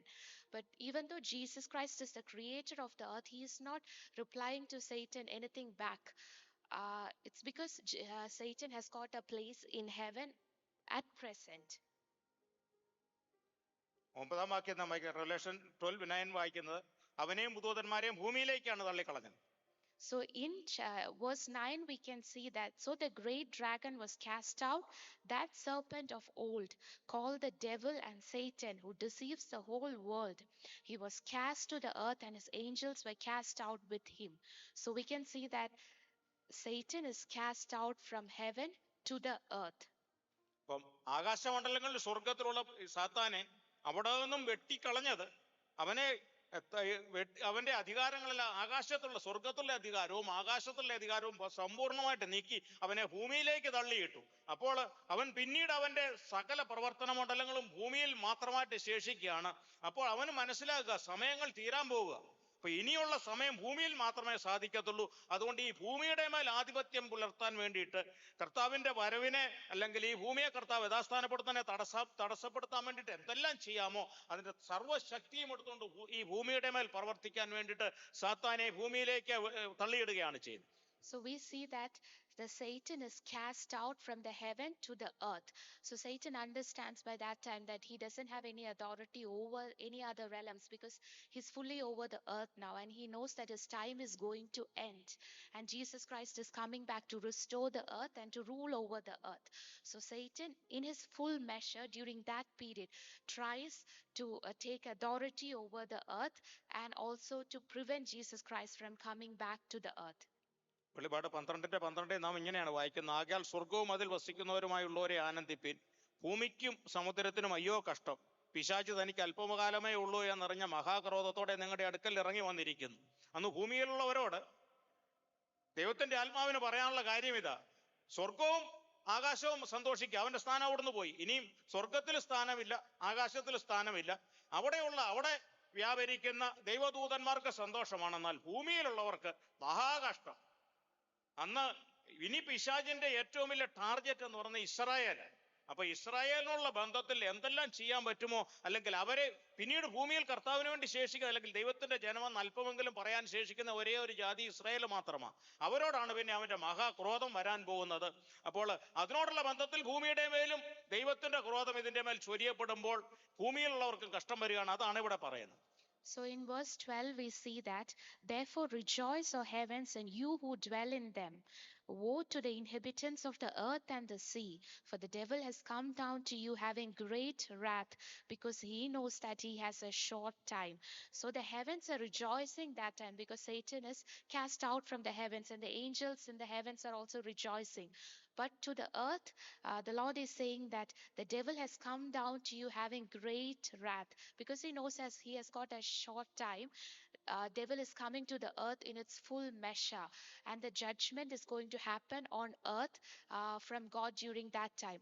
And also the only people who will be left on earth that is only partially lenient to God will be Israel. So because the believers are taken up from the earth, so the focus of Satan now turns to Israel. വെളിപാട് 13-ാം അധ്യായത്തിലാണ് സാത്താൻ എതിർ ക്രിസ്തുവിന്റെ ആക്ഷരികമായിട്ടുള്ള വെളിപ്പെടൽ നടക്കുന്നത്. വെളിപാട് 13:1. Revelation 13 verse 1. Then I stood on the sand of the sea, and I saw a beast rising up out of the sea, having 7 heads and 10 horns, and on his horns 10 crowns, and on his heads a blasphemous name. നമ്മൾ ആദ്യമേ മുമ്പേ ചിന്തിച്ചു, കർത്താവിന്റെ സഭ ഈ ഭൂമിയിൽ നിന്ന് എടുക്കപ്പെട്ട് കഴിയുമ്പോൾ ഭൂമിയിൽ വലിയ സംഭവങ്ങൾ ഉണ്ടായിട്ട് ലോകം ഒന്നിക്കാൻ വേണ്ടിയിട്ടുള്ള ഒരു ആഹ്വാനം ഉണ്ടാകും. അങ്ങനെ ലോകം ഒന്നിച്ചു വരികയും ഒരു ഏകലോക ഗവൺമെന്റിനുള്ള നടപടിക്രമങ്ങളിലേക്ക്, കാരണം എതിർ ക്രിസ്തുവിന് ലോകം മുഴുവൻ ഭരിക്കേണ്ടതാണ്. എതിർ ക്രിസ്തു വെളിപ്പെടുമ്പോൾ അവൻ ഈ ലോകത്തിന്റെ മുഴുവൻ അധികാരിയായിട്ട് ഭരിക്കേണ്ടതാണ്. അതിനുള്ള കാര്യങ്ങൾ വെളിപ്പെടേണ്ടതിനായിട്ടുള്ള നടപടിക്രമങ്ങൾ നടന്നുകൊണ്ടിരിക്കുകയാണ്. എന്നാൽ 13-ാം അധ്യായമാകുമ്പോഴേക്കും എതിർ ക്രിസ്തു ആക്ഷരികമായിട്ട് ഈ ഭൂമിയിൽ വെളിപ്പെടാനായിട്ട് പോവുകയാണ്. അവന്റെ ആക്ഷരിക വെളിപ്പെടൽ അതിനു വേണ്ടിയിട്ട് 10 രാജ്യങ്ങളുടെ ഒരു സഖ്യം. നമുക്കറിയാം, ഇപ്പോൾ യൂറോപ്യൻ യൂണിയൻ ഒരു സഖ്യമാണ്. അവർക്ക് ഏക കറൻസിയാണ്, ക്രമങ്ങളെല്ലാം ഏകദേശം ഒരുപോലെയാണ്. അതുപോലെ 10 രാജ്യങ്ങൾ, ഇത് വെളിപ്പാട് പുസ്തകം 13:1 നാം വായിക്കുന്നത് 10 കൊമ്പുകൾ എന്ന് പറയുന്ന 10 രാജാക്കന്മാരാണ്. ഈ 10 രാജാക്കന്മാർ 10 രാജ്യങ്ങൾ ചേർന്ന ഒരു സംഘടന ഉണ്ടാകും, അല്ലെങ്കിൽ ഒരു സഖ്യം രൂപപ്പെട്ടിട്ട് അതിന്റെ തലവനായിട്ടാകും എതിർ ക്രിസ്തു ഭൂമിയിൽ ഭരണം ആരംഭിക്കാൻ പോകുന്നത്. So in chapter 13 verse 1 we can see that that's where literally we can see Antichrist coming to the face of the earth. And here we see that saw a beast rising up out of the sea having 7 heads and 10 horns. So at the rapture, that's at the time of rapture, that's when Antichrist will come onto the earth. So there will be 10 horns. 10 horns meaning 10 kings or 10 countries. So they will be like European Union. There will be one union government under 10 kings which will come into force during that time. So under them an antichrist will rule over them with authority under this with as a one union government, and they will have one currency and one system of government as well. ഒരു നേതാവായിട്ട് ഇവരുടെ 10 പേരുടെ 10 രാജ്യങ്ങളുടെയും കൂടെ നേതാവായിട്ട് അവൻ ഭരണം ആരംഭിക്കാൻ തുടങ്ങും. So Antichrist will rule as a king or as a ruler over this 10 countries and will rule over the earth as a one union government. സമുദ്രത്തിൽ നിന്ന് കയറി വന്നു നമ്മൾ ഒന്നാം വാക്യം വായിക്കുന്ന സമുദ്രത്തിൽ നിന്ന് കയറി വന്ന മൃഗം. സമുദ്രം എന്ന് പറയുന്ന മനുഷ്യ മഹാസമുദ്രത്തെയാണ് അവിടെ കാണിക്കുന്നത്. വെളിപാടിന്റെ 18:15 അത് പറയുന്നുണ്ട്. വെള്ളമെന്ന് പറയുന്നത് വംശങ്ങളും ജാതികളുമാണ്. വെള്ളത്തിന്റെ മേലിരിക്കുന്ന മൃഗത്തെ കാണിക്കും. വെളിപാട് പുസ്തകം 18-ാം അധ്യായത്തിന്റെ 15-ാം വാക്യത്തിൽ വെള്ളം എന്താണെന്ന് തന്നെ അവിടെ വചനം തന്നെ വ്യാഖ്യാനിക്കുന്നുണ്ട്. വെളിപാട് പുസ്തകം തന്നെ വ്യാഖ്യാനിക്കുന്നുണ്ട്. വെള്ളം എന്ന് പറയുന്ന മനുഷ്യ മഹാസമുദ്രം. നാം പറയും വലിയ ആൾക്കൂട്ടത്ത് കൂടുമ്പം പറയും മനുഷ്യ മഹാസമുദ്രമായിരുന്നു. ഇവിടെ സമുദ്രത്തിൽ നിന്ന് കയറി വന്ന മൃഗമെന്ന് പറയുമ്പോൾ മനുഷ്യരിൽ നിന്ന് കയറി വന്ന അല്ലെങ്കിൽ മനുഷ്യനിൽ നിന്ന് ഉത്ഭവിച്ച ഒരു നേതാവായിരിക്കും അവൻ. So we see that the beast is coming up out of the sea. That sea is all the people, the huge, immense amount of people on the earth. So it shows that this leader is rising out from among the people. Verse 2 ഒന്ന് വായിക്കാം. 13 verse 2. Revelation 13 verse 2. Revelation 13 verse 2. Now the beast which I saw was like a leopard. His feet were like the feet of a bear, and his mouth like the mouth of a lion. The dragon gave him his power, his throne, and great authority. ഇവിടെ രണ്ടാം വാക്യത്തിൽ കാണിക്കുന്നത് എതിർ ക്രിസ്തുവിന്റെ സ്വഭാവമാണ്. വരാൻ പോകുന്ന എതിർ ക്രിസ്തുവിന്റെ സ്വഭാവമാണ് മൃഗങ്ങളിലൂടെ കാണിക്കുന്നത്. പുള്ളിപ്പുലിക്ക് സദൃശ്യം, അതിന്റെ കാൽ കരടിയുടെ കാൽ പോലെയും വായ് സിംഹത്തിന്റെ വായ് പോലെയുമായിരുന്നു. പുള്ളിപ്പുലി എന്ന് പറയുന്നത് ഈ ലോകത്ത് ഏറ്റവും വേഗതയേറിയ മൃഗമാണ് പുള്ളിപ്പുലി. അതിനോളം വേഗത്തിൽ ഓടാൻ സാധിക്കുന്ന 140 കിലോമീറ്റർ സ്പീഡിൽ, ഒരു മണിക്കൂറിൽ 140 കിലോമീറ്റർ സ്പീഡിൽ പുള്ളിപ്പുലി ഓടും. അതുപോലെ തന്നെ പുള്ളിപ്പുലി പെട്ടെന്ന് ക്ഷീണിക്കത്തില്ല. മറ്റു മൃഗങ്ങളെല്ലാം ആ സ്പീഡിൽ ഓടിക്കഴിഞ്ഞാൽ പെട്ടെന്ന് കിതയ്ക്കും. സിംഹം, കടുവ അങ്ങനെയുള്ള മൃഗങ്ങളൊക്കെ ഓടിക്കഴിഞ്ഞാൽ അത്ര സ്പീഡിൽ ഓടത്തില്ല. ഓടിയാലും പുള്ളിപ്പുലി ഓടുന്നതിനോളം ദൂരെ ഓടാനും പറ്റത്തില്ല. ഓടുന്നതിന് മുമ്പേ കിതയ്ക്കും. ഏറ്റവും കൂടുതൽ വേഗതയുള്ള മൃഗമാണ് പുള്ളിപ്പുലി. അത് കാണിക്കുന്നത് ഇന്നത്തെ ലോകം നമുക്കറിയാം. ഇത് എഴുതുന്ന കാലത്ത് ലോകത്തിന്റെ ഗതി വളരെ സ്ലോ ആയിരുന്നു. അന്ന് മനുഷ്യൻ പൊക്കോണ്ടിരുന്നത് വാഹനങ്ങൾ എന്ന് പറഞ്ഞാൽ വളരെ കുതിരവണ്ടി, കാളവണ്ടി അല്ലെങ്കിൽ അങ്ങനെയുള്ള വാഹനങ്ങളിൽ സഞ്ചരിച്ചുകൊണ്ടിരുന്ന കാലമായിരുന്നു. അതിൽ നിന്ന് ലോകം സ്പീഡിന്റെ കാര്യത്തിൽ വളരെ പുരോഗമിച്ചിട്ട് ജെറ്റിന്റെ അല്ലെങ്കിൽ റോക്കറ്റിന്റെ യുഗത്തിലേക്ക് സ്പീഡിന്റെ കാര്യത്തിൽ ഏറ്റവും പുരോഗമിച്ചിരിക്കുക. അതുപോലെ തന്നെ അന്ന് യുദ്ധസ്ഥലത്തേക്കൊക്കെ രാജാവിനൊരു സന്ദേശം കൊടുത്തയക്കണമെങ്കിൽ വളരെ വളരെ ദിവസങ്ങൾ വേണം. യുദ്ധം നടക്കുന്ന ഫീൽഡിലേക്ക് സന്ദേശവാഹകര് രാജാവിന്റെ കൊട്ടാരത്തിൽ നിന്ന് പോകണമെങ്കിൽ കുതിരപ്പുറത്ത് പോയാലും വളരെ ദിവസങ്ങൾ വേണം. ഇന്ന് ഒരു മെസ്സേജ് അയക്കാനായിട്ട് നമുക്കറിയാം സെക്കൻഡുകൾ മതി. അങ്ങനെ പുള്ളിപ്പുലിയുടെ സ്വഭാവത്തോടു കൂടി അല്ലെങ്കിൽ വേഗതയുടെ കാര്യത്തിൽ ഏറ്റവും കൂടുതൽ വേഗത എല്ലാ മേഖലയിലും ലോകം ആർജിക്കുന്ന സമയത്തിലേക്കായിരിക്കും തന്റെ വെളിപ്പെടൽ. So here we are seeing the character or the nature of the Antichrist. First nature is like I saw was like a leopard. Leopard is one of the fastest animal. It covers the greatest distance and it's very fast running as well. So we can see that it's a system which is very fast running. When we look back, we can see at the time when this book was written, everyone used to travel in horses. And to send a message to a king, it took so many days. But now when we can see that things are so fast. We have come to an era of jet planes, and where we can send a message and it will be sent in few seconds. So the Antichrist will be revealed in a time where things will be fast paced. അതിന്റെ കരടിയുടെ കാല് പോലെ. കരടിയുടെ കാലെന്ന് പറയുന്നത്, കരടിയുടെ കാലിന് ശാസ്ത്രജ്ഞന്മാർ പറഞ്ഞിരിക്കുന്ന ഒരു വാക്കുണ്ട്, പ്ലാന്റിഗ്രേഡ് സ്ട്രക്ചർ എന്ന്. അതായത് കരടിയുടെ കാലിന്റെ പാദം മുഴുവൻ നിലത്ത് അമർന്നിരിക്കും.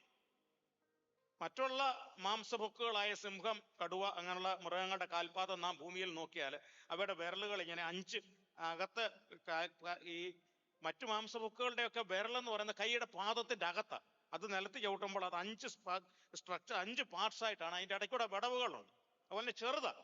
എന്നാൽ കരടിയുടെ പാദം എന്ന് പറയുന്നത് വലുതാണ്. മനുഷ്യന്റെ പാദം പോലെ തന്നെ കാലിന്റെയും കൈയുടെയും പാദം എന്ന് പറയുന്നത് വളരെ വലുതാണ്. ആ പാദം കൊണ്ട് കരടിക്ക് വളരെ സ്റ്റേബിളായിട്ട് നിൽക്കാൻ സാധിക്കും. കരടി മാത്രമേ ഉള്ളൂ മാംസഭുക്കുകളിൽ 2 കാലയിൽ എഴുന്നേറ്റ് നിൽക്കുകയും 2 കാലയിൽ ഇരിക്കാൻ സാധിക്കുകയും ചെയ്യുന്ന മൃഗം എന്ന് പറയുന്ന കരടി മാത്രമേ ഉള്ളൂ. കരടിയുടെ പാദങ്ങൾ എന്ന് പറഞ്ഞാൽ അവന്റെ രാജ്യത്തിന്റെ, വരാൻ പോകുന്ന എതിർ ക്രിസ്തുവിന്റെ രാജ്യത്തിന്റെ സ്റ്റെബിലിറ്റി. അവനെ ആര് നീക്കം ചെയ്യാനായിട്ട്, അവനെതിരെ ആര് എഴുന്നേക്കാൻ ശ്രമിച്ചാലും, അവനെതിരെ ആര് വാ തുറക്കാൻ, അവനെതിരെ ആര് കൈപൊക്കാൻ അല്ലെങ്കിൽ വാ തുറക്കാൻ ശ്രമിച്ചാലും അവർക്കൊന്നും നിലനിൽപ്പില്ലാത്തവണ്ണം, അവന്റെ നിലനിൽപ്പിനെ ബാധിക്കാത്തവണ്ണം സ്റ്റെബിലിറ്റി ഉള്ള രാജ്യമായിരിക്കും അവൻ്റെത്. So the second one is his feet were like the feet of a bear. Bear is an animal who has got big feet, and when it stands, it's the only animal which is able to sit and stand on the 2 feet by itself. So it shows the stability of the government of Antichrist. It will be very stable, and there will be no one who is able to rise up against this government. If someone rises up, they will not be able to sustain. So it shows the stability of the government of Antichrist. കരടിയുടെ നഖങ്ങൾ എന്ന് പറഞ്ഞാൽ നമ്മുടെ വിരലിനേക്കാൾ നീളമുണ്ട് കരടിയുടെ ഒരു നഖം. നമ്മൾ അടുത്ത് പോയിന്ന് കരടിയെ ശ്രദ്ധിച്ചാൽ അറിയാം. നമ്മുടെ വിരലിനേക്കാൾ നീളമുണ്ട് കരടിയുടെ നഖത്തിന് മാത്രം. ഈ നഖം വെച്ച് കരടിക്ക് ഏത് മരത്തേലും കയറാം. അതുപോലെ തന്നെ എത്ര മണ്ണിൽ മാന്തി കുഴിക്കാനായിട്ട്, തറ മാന്തി മാറ്റി എത്ര വലിയ കുഴി കുഴിക്കാൻ, എത്ര അടിയിൽ പോയ അതിനൊരു ഇര അടിയിലുണ്ടെന്ന് തോന്നിയാൽ, മണ്ണിന്റെ അടിയിൽ ഒരു ഇര അതിന്റെ ഉണ്ടെന്ന് തോന്നിയാൽ അത് മാന്തി പൊളിച്ചെടുത്ത് തിന്നാനും മാത്രം അതിന്റെ നഖങ്ങൾക്ക് ശക്തിയുണ്ട്. അതുപോലെ തന്നെ അതിന്റെ കൈ, മാംസഭുക്കുകളുടെ ഒന്നും കൈയുടെ വെള്ള കൊണ്ട് വളയ്ക്കാൻ പറ്റത്തില്ല. കരടിക്കൊരു മരത്തെ കയറിയിട്ട് അതിന്റെ മുൻകൈകളുടെ വിരലുകൾ കൈയുടെ പത്തി മടക്കി എടുത്തിട്ട് ഒരു പഴം ഉണ്ടെങ്കിൽ അത് പറിച്ചെടുക്കാൻ പറ്റും.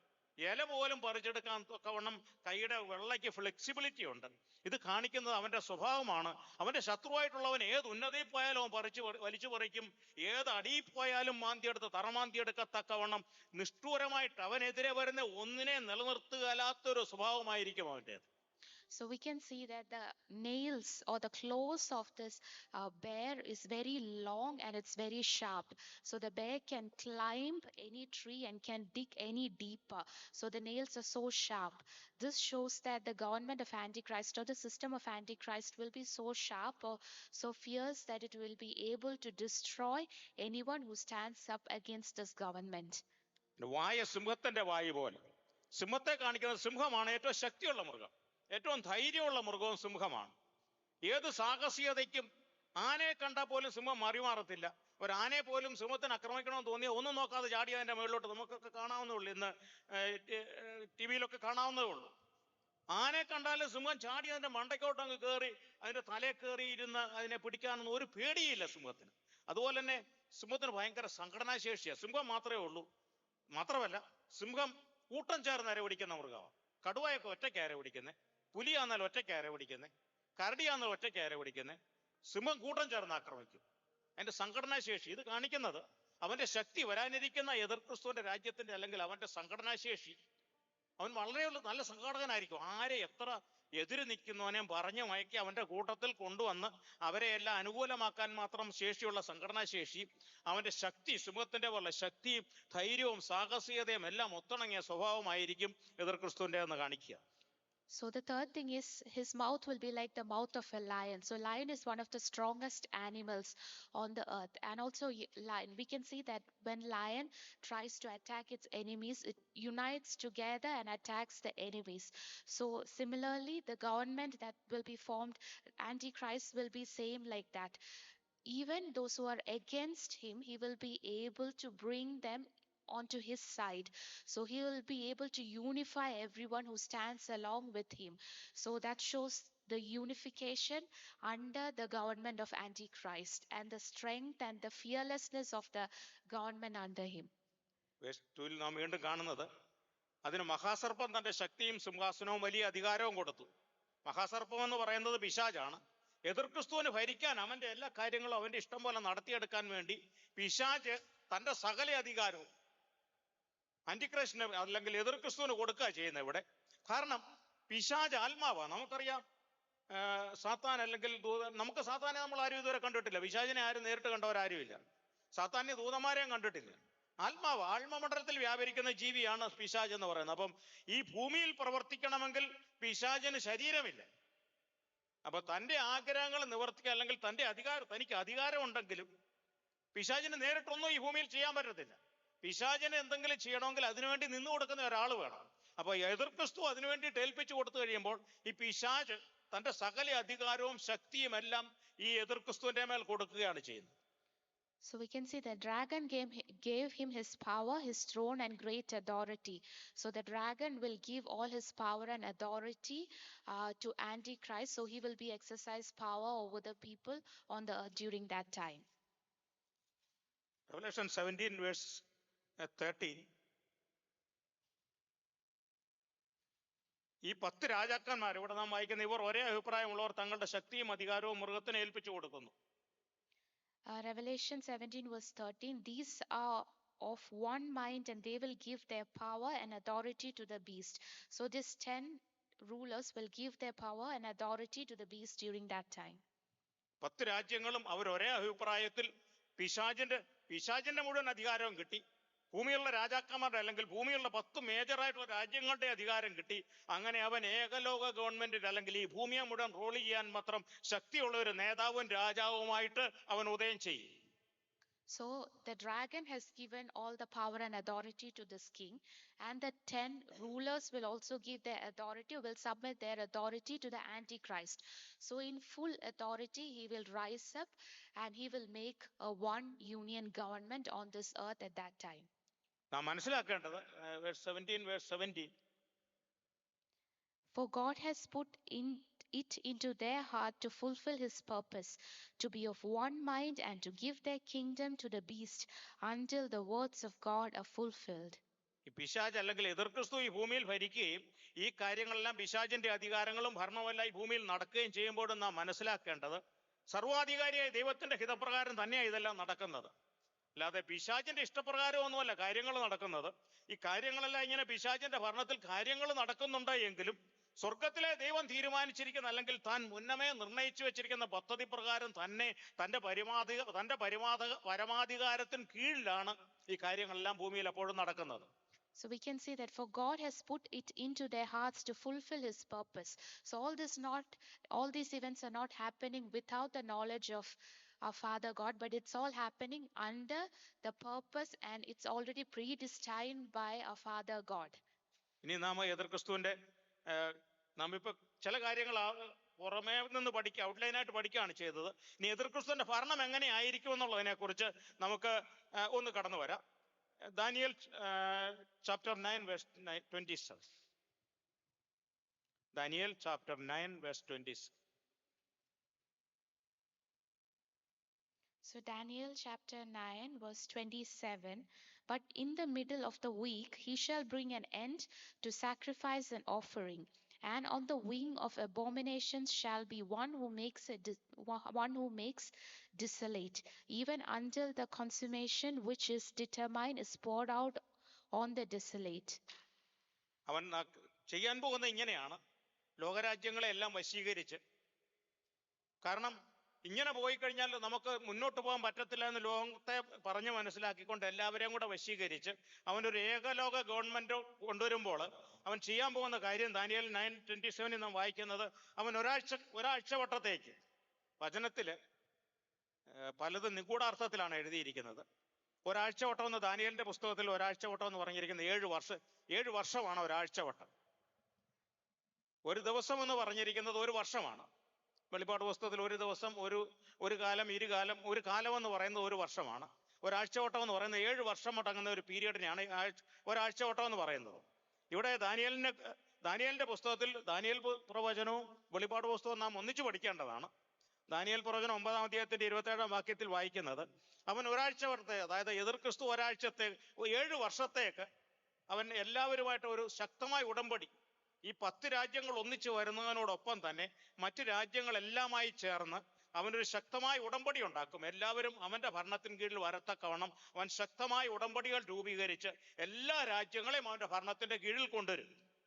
So we have to learn Daniel and Revelation together. Here we can see that 1 week, when we study Bible, we can see that 1 week usually represents 7 years. So for 7 years, Antichrist will make, along with the 10 rulers, he will make a strong covenant with the other rulers who are on the earth at that time. And he will bring an end to sacrifice and offering that time period. 13-ാം അധ്യായത്തിൽ, വെളിപ്പാട് പുസ്തകം 13-ാം അധ്യായത്തിൽ സാത്താന്യ ത്രിത്വം പൂർണ്ണമായിട്ട് വെളിപ്പെടുക. സാത്താൻ ഒരു ത്രിത്വമുണ്ട്. ദൈവം ത്രിയേകനായിരിക്കുന്നത് പോലെ തന്നെ സാത്താൻ ഒരു ത്രിത്വമുണ്ട്. പിതാവ്, പുത്രൻ, പരിശുദ്ധാത്മാവ് ത്രിയേകനായിരിക്കുന്നത് പോലെ തന്നെ സാത്താൻ ഒരു ത്രിത്വമുണ്ട്. സാത്താന്യ ത്രിത്വത്തിൽ ഒന്നാമനാണ് സർപ്പം, മഹാസർപ്പം, അല്ലെങ്കിൽ നാം ഇപ്പൊ കണ്ട പിശാച് അല്ലെങ്കിൽ മഹാസർപ്പം എന്ന് പറയുന്നത് സാത്താന്യ ത്രിത്വത്തിൽ ഒന്നാമനാണ്. സാത്താന്യ ത്രിത്വത്തിൽ രണ്ടാമനാണ് ആന്റി ക്രൈസ്റ്റ് എന്ന് നമ്മളിപ്പോൾ കണ്ടു. ഇനി സാത്താന്യ ത്രിത്വത്തിൽ ഒരുവനും കൂടെ വെളിപ്പെടാനുണ്ട്. അവന്റെ പേരാണ് കള്ളപ്രവാചകൻ. So as Father, Son and Holy Spirit, even in among Satan there's like three Trinity in Satan as well. So the first one is the dragon, the second one is the Antichrist, and the third one is the false prophet. രണ്ടുപേർ already വെളിപ്പെട്ടു. 2 people have already been revealed, and the third one is yet to get revealed. എതിർ ക്രിസ്തു. അത് 3 പേരും വെളിപ്പാട് പുസ്തകം 13-ാം അധ്യായത്തിൽ 3 പേരും അക്ഷരീയമായിട്ട് വെളിപ്പെടുന്നുണ്ട്. നമ്മളിപ്പോൾ ആദ്യം കണ്ടു എതിർ ക്രിസ്തു വെളിപ്പെട്ടത് കണ്ടു, സാത്താൻ വെളിപ്പെട്ടത് കണ്ടു. ഇനി മൂന്നാമത്തെ വ്യക്തിയായിരിക്കുന്ന മഹാസർപ്പം വെളിപ്പെടുന്നത് നാം കാണുകയാണ്. 11 verses 11 to 30. Revelation 13 13 verse 11. Revelation 13 verse 11. Then I saw another beast coming up out of the earth, and he had 2 horns like a lamb and spoke like a dragon. And he exercises all the authority of the first beast in his presence, and causes the earth and those who dwell in it to worship the first beast, whose deadly wound was healed. 13 വരെ വായിച്ചു. He performs great signs, so that he even makes fire come down from earth on the earth in the sight of men. കള്ളപ്രവാചകൻ എന്ന് പറയുന്ന വ്യക്തി ഈ സാത്താനിവിടെ ഭരിക്കണം, അല്ലെങ്കിൽ എതിർ ക്രിസ്തുവിനോട് ഭരിക്കണമെങ്കിൽ അവനൊരു മതത്തിന്റെ ആവശ്യമുണ്ട്. ഈ കള്ളപ്രവാചകൻ ഭൂമിയിൽ വെളിപ്പെടുന്നത് സാത്താനെ ആരാധിക്കേണ്ടതിനായിട്ട് ഒരു മതത്തെ ഇവിടെ ഉണ്ടാക്കേണ്ട ആവശ്യമുണ്ട്. കാരണം പിശാചിനെ, എതിർ ക്രിസ്തു ഒരു ആരാധനാമൂർത്തിയായിട്ട് വെളിപ്പെട്ട അവൻ ദൈവമെന്ന് പറഞ്ഞ് യേശു ക്രിസ്തുവിന് പകരമായിട്ട് ആരാധന സ്വീകരിക്കാൻ തക്കവണ്ണം അവനെ ഒരു ദൈവത്തിന്റെ സ്ഥാനത്തേക്ക് ഉയർത്താനായിട്ട് ഒരു വ്യക്തിയുടെ ആവശ്യമുണ്ട്. അതിനു വേണ്ടിയിട്ട് സാത്താൻ എഴുന്നേൽപ്പിക്കുന്ന ആളാണ്, അല്ലെങ്കിൽ അവന് വേണ്ടി പ്രവർത്തിക്കുന്ന ആളാണ് കള്ളപ്രവാചകൻ. കള്ളപ്രവാചകൻ എന്ന് പറയുന്നത് നാം കണ്ടു, മറ്റൊരു മൃഗം ഭൂമിയിൽ നിന്ന് കയറുന്നത് ഞാൻ കണ്ടു. അതിന് കുഞ്ഞാടിനുള്ള പോലെ 2 കൊമ്പുണ്ടായിരുന്നു. അത് മഹാസർപ്പം എന്ന പോലെ സംസാരിച്ചു. നാം കാണുന്നത് അതിന് കുഞ്ഞാടിനുള്ള പോലെ 2 കൊമ്പുണ്ടായിരുന്നു. അത് കാണിക്കുന്നത് അവനൊരു ആത്മീയ നേതാവായിരിക്കും, കുഞ്ഞാടിന് പോലെ. അതായത് കുഞ്ഞാട് നമുക്കറിയാം, കർത്താവ് സംസാരിച്ച വളരെ ലാവണ്യ വാക്കുകളിലാണ്, കർത്താവിന്റെ വളരെ സൗമ്യനായിട്ടാണ്. അപ്പോൾ എതിർ ക്രിസ്തുവും വെളിപ്പെടാൻ പോകുന്ന ആദ്യ കള്ളപ്രവാചകൻ വെളിപ്പെടാൻ പോകുന്ന വളരെ സൗമ്യനായ ഒരു ആത്മീയ നേതാവായിട്ടാണ്. പല വേദപഠിതാക്കളും കള്ളപ്രവാചകനെ കുറിച്ച് പറയുന്നത് സത്യമാകണമെന്നില്ല. ആ സമയത്ത് ഭരിക്കുന്ന പോപ്പായിരിക്കും കള്ളപ്രവാചകൻ എന്നാണ് പഠിപ്പിക്കുന്നത്. കത്തോലിക്ക സഭ ആയിരിക്കും അവന്റെ സഭയെന്നും പഠിപ്പിക്കുന്നുണ്ട്. പക്ഷെ ഞാനത് പൂർണ്ണമായിട്ടൊന്നും സ്ഥാപിക്കാനായിട്ട് ശ്രമിക്കുന്നില്ല. ആകാം, അല്ലാതെ ഇരിക്കാം. എന്തായാലും കള്ളപ്രവാചകൻ എന്ന് പറയുന്ന ആൾ ഒരു ആത്മീയ നേതാവായിരിക്കും. So in the previous verses we learned how the Antichrist and dragon is being revealed on the earth. Here we are learning how the false prophet will be revealed on the earth during the time of the rule of Antichrist. So we can see that the false prophet, he will have 2 horns like that of a lamb. So we can see that Jesus Christ is like a lamb. So he will pretend to be like a lamb. He will deceive the people with a sweet voice or with a humble voice. So that will be how the Antichrist will, the false prophet will be during that time. And he will deceive all the people on the earth so that they will start worshipping Antichrist or Satan during that time. ഇവിടെ അവനെ കള്ളപ്രവാചകൻ എന്ന് പറയുന്നില്ല എങ്കിലും വെളിപ്പാട് പുസ്തകം 16:3, 19:20, 20:10 അവിടെയൊക്കെ കള്ളപ്രവാചകൻ എന്ന് അത് എടുക്കണ്ട, അവിടെയൊക്കെ കള്ളപ്രവാചകൻ തന്നെ അവനെ പറയുന്നുണ്ട്. അപ്പൊ ഈ മൃഗം എന്ന് പറയുന്ന കള്ളപ്രവാചകൻ തന്നെയാണ്. ഈ കള്ളപ്രവാചകന് കുഞ്ഞാടിനുള്ള കൊമ്പുണ്ട്, അവന് പക്ഷെ സംസാരിക്കുന്നവൻ മഹാസർപ്പം എന്നതുപോലെയാണ്. പിശാചിന് വേണ്ടി പിശാച് എന്നതുപോലെ സംസാരിക്കുക. ഈ താഴേക്ക് നാം വായിക്കുമ്പോൾ verse 14, from verse 14. Verse 14, and he deceives those who dwell on the earth by those signs which he was granted to do in the sight of the beast, telling those who dwell on the earth to make an image to the beast who was wounded by the sword and lived. He was granted power to give breath to the image of the beast, that the image of the beast should both speak and cause as many as would not worship the image of the beast to be killed. He causes all, both small and great, rich and poor, free and slave, to receive a mark on their right hand or on their foreheads, so that no one may buy or sell except one who has the mark or the name of the beast or the number of his name. ഇവിടെ പിശാചിൽ നിന്നും അധികാരമെല്ലാം പ്രാപിച്ച് സർവാധികാരവും പ്രാപിച്ചവനായിട്ട് ഭൂമിയിലുള്ള സകലരെയും എതിർ ക്രിസ്തുവിനെ ആരാധിക്കുന്ന ഒരു സിസ്റ്റത്തിലേക്ക് ഈ ഭൂമിയെ കൊണ്ടുവരിക എന്നുള്ളതാണ് ഈ കള്ളപ്രവാചകന്റെ ഉദ്ദേശം. അപ്പോൾ അവൻ ആദ്യം ചെയ്യാൻ പോകുന്നത്, അവൻ തന്നെ ഒരു ശക്തനായ ഒരു ഒരു ഒരു ദൈവത്തിന്റെ അവതാരമെന്ന് കാണിക്കത്തക്കവണ്ണം കുറെ അടയാളങ്ങൾ ഈ ഭൂമിയിൽ അവൻ തന്നെ കാണിക്കും. ആകാശത്തിൽ തീയിറങ്ങുക, അങ്ങനെയുള്ള അധിക അടയാളങ്ങളെയൊക്കെ കാണിച്ച് യേശുക്രിസ്തു ഈ ഭൂമിയിലായിരുന്നപ്പോൾ ചെയ്തതുപോലെ പല അടയാളങ്ങളും അത്ഭുതങ്ങളും ഒക്കെയും കാണിച്ച് അവൻ ജനത്തെ വശീകരിച്ച്, അവന്റെ മതത്തെ ജനത്തിലേക്ക് വശീകരിച്ചിട്ട് പിന്നീട് അവൻ ചെയ്യാൻ പോകുന്നത് എന്താന്ന് ചോദിച്ചാൽ ഈ എതിർ ക്രിസ്തുവിന്റെ പ്രതിമ ഉണ്ടാക്കും. എല്ലാവരോടും അവൻ ഈ എതിർ ക്രിസ്തുവിനെ ഈ മതത്തിന്റെ നേതാവായിട്ടങ്ങ് സ്ഥാപിക്കും. സ്ഥാപിച്ചതിന് ശേഷം എതിർ ക്രിസ്തുവിന്റെ പ്രതിമ ഉണ്ടാക്കിയിട്ട് വീടുകളിലെല്ലാം സ്ഥാപിച്ച് അവനെ ആരാധിക്കണമെന്ന് പറയും. നാൽക്കവലകളിലൊക്കെ ഇന്ന് നമുക്ക് കാണാം, ആ നാൽക്കവലകളിലൊക്കെ കേരളത്തിലേക്കൊക്കെ വന്ന നാൽക്കവലകളിലൊക്കെ വലിയ പ്രതിമകൾ ഉണ്ടാക്കി വെച്ചിട്ടുണ്ട്. ഇതുപോലെ എതിർ ക്രിസ്തുവിന്റെ അന്ന് ആക്ഷരികമായിട്ട് ഭരിച്ചുകൊണ്ടിരിക്കുന്ന എതിർ ക്രിസ്തുവിന്റെ പ്രതിമകൾ ഉണ്ടാക്കിയിട്ട് നാൽക്കവലകളിലൊക്കെ വെച്ചിട്ട് ഈ കള്ളപ്രവാചകൻ അതിന്റെ മേൽ കൈവച്ച് അനുഗ്രഹിച്ചു കഴിയുമ്പോൾ, അല്ലെങ്കിൽ അവന്റെ ശക്തി അവൻ അതിന്റെ ഈ പ്രതിമ ഉണ്ടാക്കി വെച്ച് കഴിയുമ്പോൾ ഈ പ്രതിമയ്ക്ക് അങ്ങ് സംസാരിക്കുക. ഈ പ്രതിമ നിന്ന് പ്രതിമയുടെ അടുത്ത് ചെന്ന് കഴിഞ്ഞാൽ അവരുടെ കാര്യമെല്ലാം നടക്കും. രോഗി വന്നാൽ രോഗസൗഖ്യം പ്രാപിക്കും, കൈയെടുത്ത് വെച്ച് സംസാരിക്കും. നമ്മുടെ ഭാവിയും ഭൂതവുമല്ല, ഇന്ന് പെന്തിക്കോസിലെ പ്രവാചകന്മാർ പറയുന്നത് പോലെ ഭാവിയും ഭൂതവുമല്ല ഇത് പറയും. ഒരു പ്രതിമയിരുന്ന് പറയുക. അപ്പൊ കാണുന്ന ജനം മുഴുവൻ പറയും ഇത് ദൈവമാണ്. പിന്നെ ഒരു പ്രതിമ നാൽക്കവല എന്ന് സംസാരിക്കുക എന്ന് പറഞ്ഞത് ദൈവം തന്നെയാണ്. അപ്പോൾ ഇവനെ ഒരു ദൈവത്തിന്റെ പരിവേഷത്തിലേക്ക് വരും. അതുപോലെ തന്നെ അവന് ഈ സ്ഥലങ്ങളിൽ, പബ്ലിക് സ്ഥലങ്ങളിലെല്ലാം പ്രതിമ ഉണ്ടാക്കി. എന്നിട്ട് പറയും എല്ലാ വീടുകളിൽ ഇനി ദൈവം, നമ്മുടെ ദൈവം എതിർ ക്രിസ്തുവാണ്, ഇവനാണ് നമ്മുടെ ദൈവം. അതുകൊണ്ട് വീടുകളിലെല്ലാം ഈ പ്രതിമ ഉണ്ടാക്കി വെക്കണം, അവനെ ആരാധിക്കണം, അവനെ വർഷിപ്പ് ചെയ്യണം എന്ന് പറഞ്ഞ് വീടുകളിലൊക്കെയും ഈ പ്രതിമകൾ ഉണ്ടാക്കി. അപ്പോൾ ജനമെല്ലാം അതിനെ ആകർഷിക്കും. കാരണം അവരുടെ കാര്യങ്ങളെല്ലാം നടക്കുന്നുണ്ട്. രോഗം വന്നാൽ ഉടനെ ഈ പ്രതിമയുടെ അടുത്ത് എന്നാൽ പ്രതിമ കൈവച്ച ഉടനെ രോഗസൗഖ്യമാകും. നമ്മുടെ കാര്യങ്ങളെല്ലാം പ്രതിമ പറയും, അതിനോട് പ്രാർത്ഥിച്ചാൽ അത് കാര്യങ്ങൾ നടത്തി തരും. നമുക്ക് വേണ്ടിയിട്ട് ദൈവം പ്രവർത്തിക്കുന്ന പോലെ തന്നെ പ്രവർത്തിച്ചു കഴിയുമ്പം ഈ പ്രതിമ ഉണ്ടാക്കി നമ്മളും വീട്ടിൽ വെക്കും. നമ്മളെന്നല്ല, അന്ന് ജീവിക്കുന്ന മനുഷ്യൻ അതിലേക്ക് അങ്ങ് വശീകരിക്കപ്പെടും. എല്ലാ വീടുകളിലും നാൽക്കവലകളിലും എല്ലാം ഈ എതിർ ക്രിസ്തുവിന്റെ പ്രതിമകൾ കൊണ്ട് നിറച്ച് അവന്റെ ആരാധന ഈ ഭൂമിയിൽ സ്ഥാപിക്കുക. ദൈവാരാധനയിൽ നിന്നും ജനത്തെ അന്യപ്പെടുത്തി അവനെ ദൈവമായിട്ട് ഈ ഭൂമിയിൽ സ്ഥാപിക്കുക എന്നുള്ള സിസ്റ്റത്തിലേക്ക് ഈ ലോകത്തെ കൊണ്ടുവരിക എന്നുള്ളതാണ് എതിർ ക്രിസ്തുവിന്റെ കള്ളപ്രവാചകന്റെ ചുമതല. So the main purpose of the false prophet is to make a religion for the Antichrist. So once a false prophet comes in place, he will start to make images of the Antichrist in the streets and wherever he could. Like we can see in Kerala that there is the sculptures of different people on the streets and all. Same like that, the sculptures of the Antichrist will be made on the street. And once the false prophet prays over this images, this image will start to speak. This image will start to do miracles, like how Jesus did at the time when he was on the earth.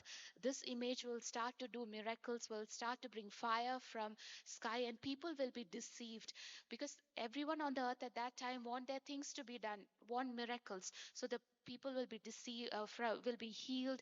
Whatever they pray for, all their needs will be met. So the people who remain on the earth that time will be deceived and will all turn to this antichrist. And sooner or later, then the false prophet will ask the people to make images of antichrist in their homes.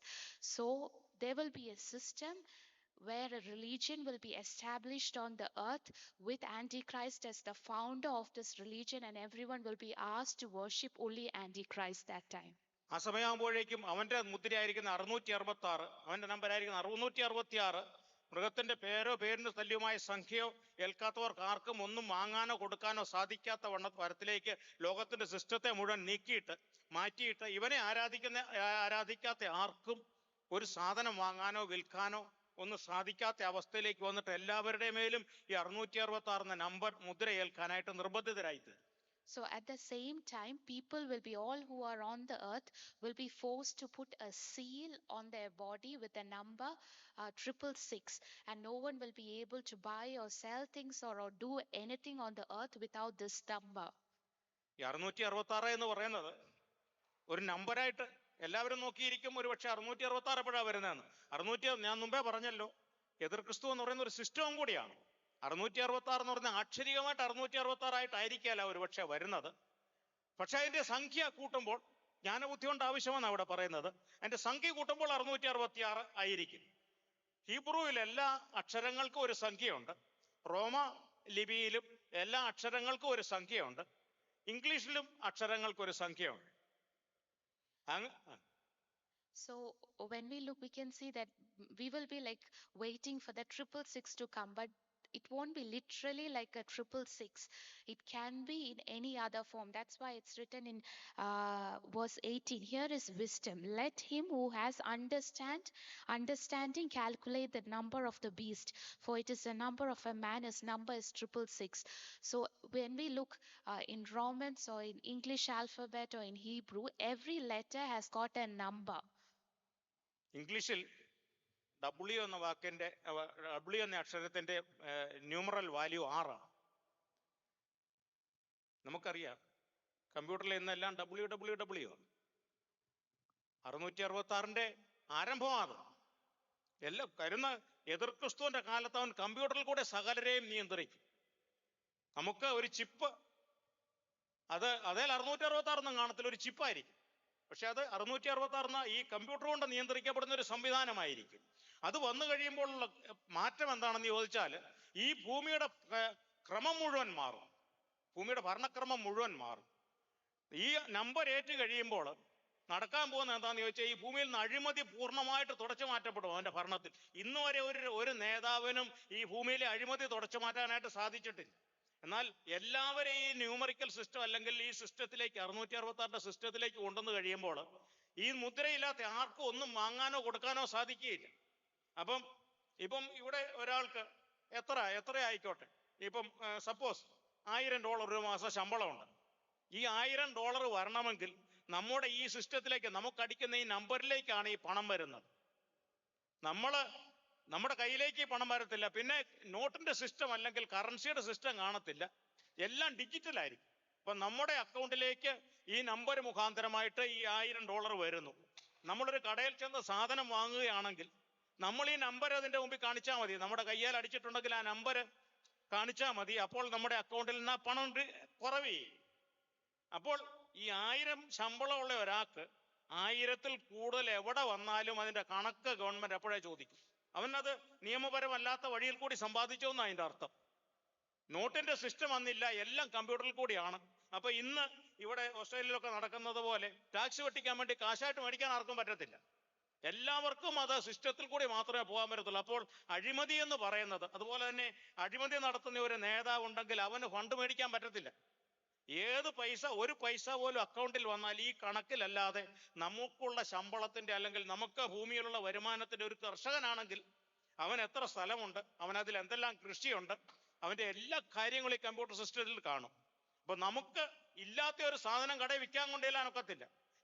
എനിക്ക് കൃഷിഭൂമി 10 acre സ്ഥലമുണ്ടെങ്കിൽ അതിൽ ഞാൻ ചെയ്തുകൊണ്ടിരിക്കുന്ന കൃഷിയിൽ നിന്നുള്ള ആദായം അല്ലാതെ എനിക്കിപ്പോൾ 10 ഏക്കർ സ്ഥലത്ത് മുഴുവൻ ആപ്പിളാ കൃഷി ചെയ്യുന്നതെങ്കിൽ ആപ്പിളിന് എത്ര കിലോ ഒരു വർഷം അതിൽ നിന്ന് ആദായം ഉണ്ടെന്നുള്ളതെല്ലാം കണക്കിലുണ്ട്.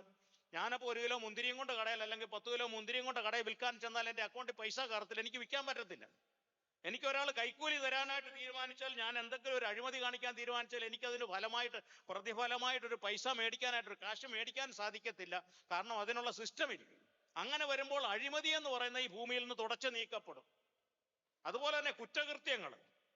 ഇപ്പൊ ഒരു കൊലപാതകം ഭൂമിയിൽ നടന്നെന്നിരിക്കട്ടെ, ഈ ഡെഡ് ബോഡി ഇന്ന് ആണെങ്കിൽ നമ്മൾ ആരൊക്കെ ഒത്തിരി തെളിവുകൾ ഉണ്ടാക്കണം. അതേസമയം അന്ന് ഈ സിസ്റ്റത്തിലേക്ക് വന്നു കഴിയുമ്പോൾ ഇവനെ കൊന്നപ്പോൾ ആരാണ് ഇവന്റെ അടുത്തുണ്ടായിരുന്നതെന്നുള്ളത് സിസ്റ്റത്തിൽ അപ്പോഴേ അപ്ലോഡാണ്. അപ്പോൾ ഈ ഡെഡ് ബോഡി കടന്ന സമയം നോക്കി, മരിച്ച സമയം നോക്കി, ഇവനെ ആരാ കൊന്നതെന്ന് കണ്ടുപിടിക്കാൻ അവന്റെ അടുത്ത് ആരൊക്കെ വന്നു, ആരൊക്കെ അവനുമായിട്ട് ബന്ധപ്പെട്ടോ നോക്കിയാൽ അപ്പോഴേ കണ്ടുപിടിക്കാം. അപ്പൊ കുറ്റകൃത്യങ്ങളൊന്നും നടക്കത്തില്ല. ചെയ്യണമെന്ന് ആഗ്രഹം ഉണ്ടെങ്കിൽ ഒരു കുറ്റകൃത്യവും നടക്കത്തില്ല. അങ്ങനെ എതിർ ക്രിസ്തുവിന്റെ ഭരണമെന്ന് പറയുന്നത് ലോകത്തിന് വളരെ ആകർഷകമായ, കുറ്റകൃത്യങ്ങളില്ലാത്ത, കള്ളത്തരങ്ങളില്ലാത്ത, അഴിമതിയില്ലാത്ത ഒരു സത്യസന്ധമായ ഭരണമായിരിക്കും എതിർ ക്രിസ്തുവിന്റെ ഈ നമ്പർ ഏറ്റ് കഴിയുമ്പോൾ വരാൻ പോകുന്നത്. അതുകൊണ്ട് എല്ലാവരും മനസ്സോടെ ഈ നമ്പർ സ്വീകരിക്കും. So once that number, people will have that seal on their wrist. Without that seal, they will not be able to buy or sell anything or make any transactions. We know the numerical value of W is 6. So WWW is 666. So we can say that there's already a system or computerized system that is in place, which is being made ready for the revelation of Antichrist. So once the system is placed, no one will be able to buy or sell or make any transaction without this number.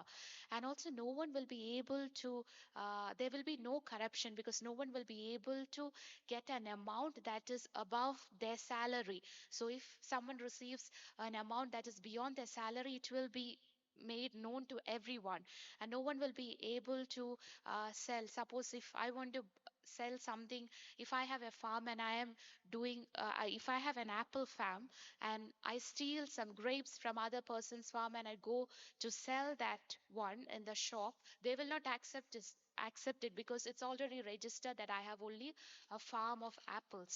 So in the same way, there will be no corruption, no bribery, there will be no theft, and it will be a very peaceful system under the rule of Antichrist once everyone receives the seal. So people will be deceived. No crime, nothing will be there. So the people will be deceived during the rule of Antichrist, and they will happily receive the seal on their wrist during that time. നമ്മുടെ സമയം ഇന്ന് ഇവിടെ തീരുകയാണ്. നമ്മളിപ്പോൾ ഒരു വിഷയം, ഒരു സബ്ജക്റ്റിന്റെ നടുക്കാണ് നിർത്താൻ പോകുന്നത്. അടുത്ത ആഴ്ച നമുക്ക് ചിന്തിക്കാം. അന്ത്യക്രിസ്തുവിന്റെ, നമ്മൾ പല ഭാഗത്തു നിന്ന് അന്ത്യക്രിസ്തുവിന്റെ ഭരണത്തിന്റെ കാര്യങ്ങളിലേക്ക് പല ഭാഗങ്ങളിൽ നിന്ന് വന്നിട്ട് ഒരു സ്ഥലത്തേക്ക് നാം കൂട്ടിമുട്ടിക്കാനായിട്ടാണ് ശ്രമിക്കുന്നത്. അന്ത്യക്രിസ്തുവിന്റെ ഭരണത്തിന്റെ യഥാർത്ഥമായ ഒരു അവസ്ഥ വെളിപ്പെടുത്തിയിട്ട് വേണം നമുക്ക് അതിന്റെ അടുത്ത ഭാഗത്തേക്ക് പോകാൻ. അപ്പോൾ പല ഭാഗത്തു നിന്നും എതിർ ക്രിസ്തുവിന്റെ കയ്യിലേക്ക് അധികാരം മുഴുവൻ കേന്ദ്രീകരിക്കപ്പെട്ടിട്ട് അവനൊരു പൂർണ്ണ അധികാരിയായിട്ട് ഇതിന്റെ മേൽ വെളിപ്പെട്ട് അവന്റെ ഭരണം സകല മനുഷ്യർ, ഈ ഭൂമിയിൽ അന്ന് ശേഷിക്കുന്ന സകല മനുഷ്യരും അംഗീകരിക്കത്തക്കവണ്ണം അവനൊരു സമാധാനത്തിന്റെ ദൂതനായിട്ട് വെളിപ്പെടുത്തി. അതാണ് കള്ളപ്രവാചകന്റെ ലക്ഷ്യം. അവനെ ഒരു യഥാർത്ഥ സമാധാനത്തിന്റെ ദൂതനായിട്ട് വെളിപ്പെടുത്തി സമ്പൽ സമൃദ്ധിയും സമാധാനമുള്ള രാജ്യത്തിന്റെ അവസ്ഥയിലേക്ക് കൊണ്ടുവന്നിട്ട് അവൻ യഥാർത്ഥ ദൈവമാണെന്നുള്ള സ്ഥാപിക്കപ്പെട്ടിട്ട് അവന്റെ ആരാധനയിലേക്ക് ഈ ലോകത്തെ സ്ഥാപിച്ച് മനുഷ്യകുലത്തെ വഞ്ചിക്കുക എന്നുള്ള തത്വത്തിലേക്ക് ഈ പ്രപഞ്ചം ഒന്നായിട്ട് ആ സമയത്ത് നീക്കപ്പെടുന്നതാണ്. അപ്പോൾ അവിടെയാണ് നാം ആദ്യം വായിച്ചത്. ദാനിയേൽ പ്രവചനത്തിൽ നാം വായിച്ച, അവൻ ഒരാഴ്ച വട്ടത്തേക്ക് പലരോടും നിയമത്തെ കഠിനമാക്കും. അവൻ ഒരാഴ്ച ആദ്യത്തെ അവന്റെ ഭരണകാലത്ത് എല്ലാ രാജ്യങ്ങളുമായിട്ട് ശരിയായിട്ടുള്ള ഉടമ്പടികൾ ഉണ്ടാക്കി ഒരു സ്വച്ഛ സുന്ദരമായിട്ടുള്ള ഒരു ലോകത്തെ ഈ ഭൂമിയിൽ അവൻ സൃഷ്ടിക്കും. അങ്ങനെ അവന്റെ ഭരണം ഇവിടെ അരക്കെട്ടുറപ്പിക്കപ്പെടും. So now we have been seeing from different perspectives how the rule of Antichrist will be. So the false prophet will make a system or will make a religion for Antichrist, and there will be a peaceful government under the rule of Antichrist, and everyone will happily recognize and receive Antichrist as the king, and people will start worshipping him because there will be no crime or no bribery, and people will be happy under his rule, and they will soon recognize him as the only God. So that's how the government under the rule of Antichrist will be, and the role of the false prophet will be to exalt Antichrist to a position as a god over the earth. അപ്പം നമ്മൾ അവിടെ നിർത്തുകയാണ്. നമുക്ക് പഠനത്തിന് വേണ്ടിയിട്ട് ഒരു chart നമ്മൾ തയ്യാറാക്കിയിട്ടുണ്ട്. ആ ചാർട്ടാണ് ഇവിടെ കാണുന്നത്. അതിൻ്റെ ആദ്യത്തെ ആ ത്രോൺ മാത്രമേ നമ്മൾ ഇതുവരെ വന്നിട്ടുള്ളൂ. അതിന് ശേഷം ഉള്ള ഭാഗങ്ങളിലേക്ക് നാം കടന്നു വന്നുകൊണ്ടിരിക്കുകയാണ്. വരും ദിവസങ്ങളിൽ അത് ഒന്നിച്ച് നമുക്ക് പഠിക്കുമ്പോൾ നിങ്ങൾക്കത് ശരിയായിട്ട് മനസ്സിലാകുകയും പിന്നീട് ആ ചാർട്ട് നോക്കി മാത്രം നിങ്ങൾക്ക് കാര്യങ്ങളെല്ലാം പഠിക്കാനായിട്ട് സാധിക്കും. അതിന് വേണ്ടിയിട്ടാണ് ചാർട്ട് തയ്യാറാക്കിയിരിക്കുന്നത്. നമുക്ക് വരുന്ന ആഴ്ച അതിലേക്ക് പോകാം. അതിന് വേണ്ടിയിട്ട് ദൈവത്തിൻ്റെ പരിശുദ്ധാത്മാവ് നമ്മെ സഹായിക്കട്ടെ. ഇപ്പോൾ സമയം തന്ന കർത്താവിൻ്റെ ദാസനോടും കേട്ടിരുന്ന നിങ്ങളോടെല്ലാവരുമുള്ള നന്ദി അറിയിച്ചുകൊണ്ട് ദൈവസന്നിധിയിൽ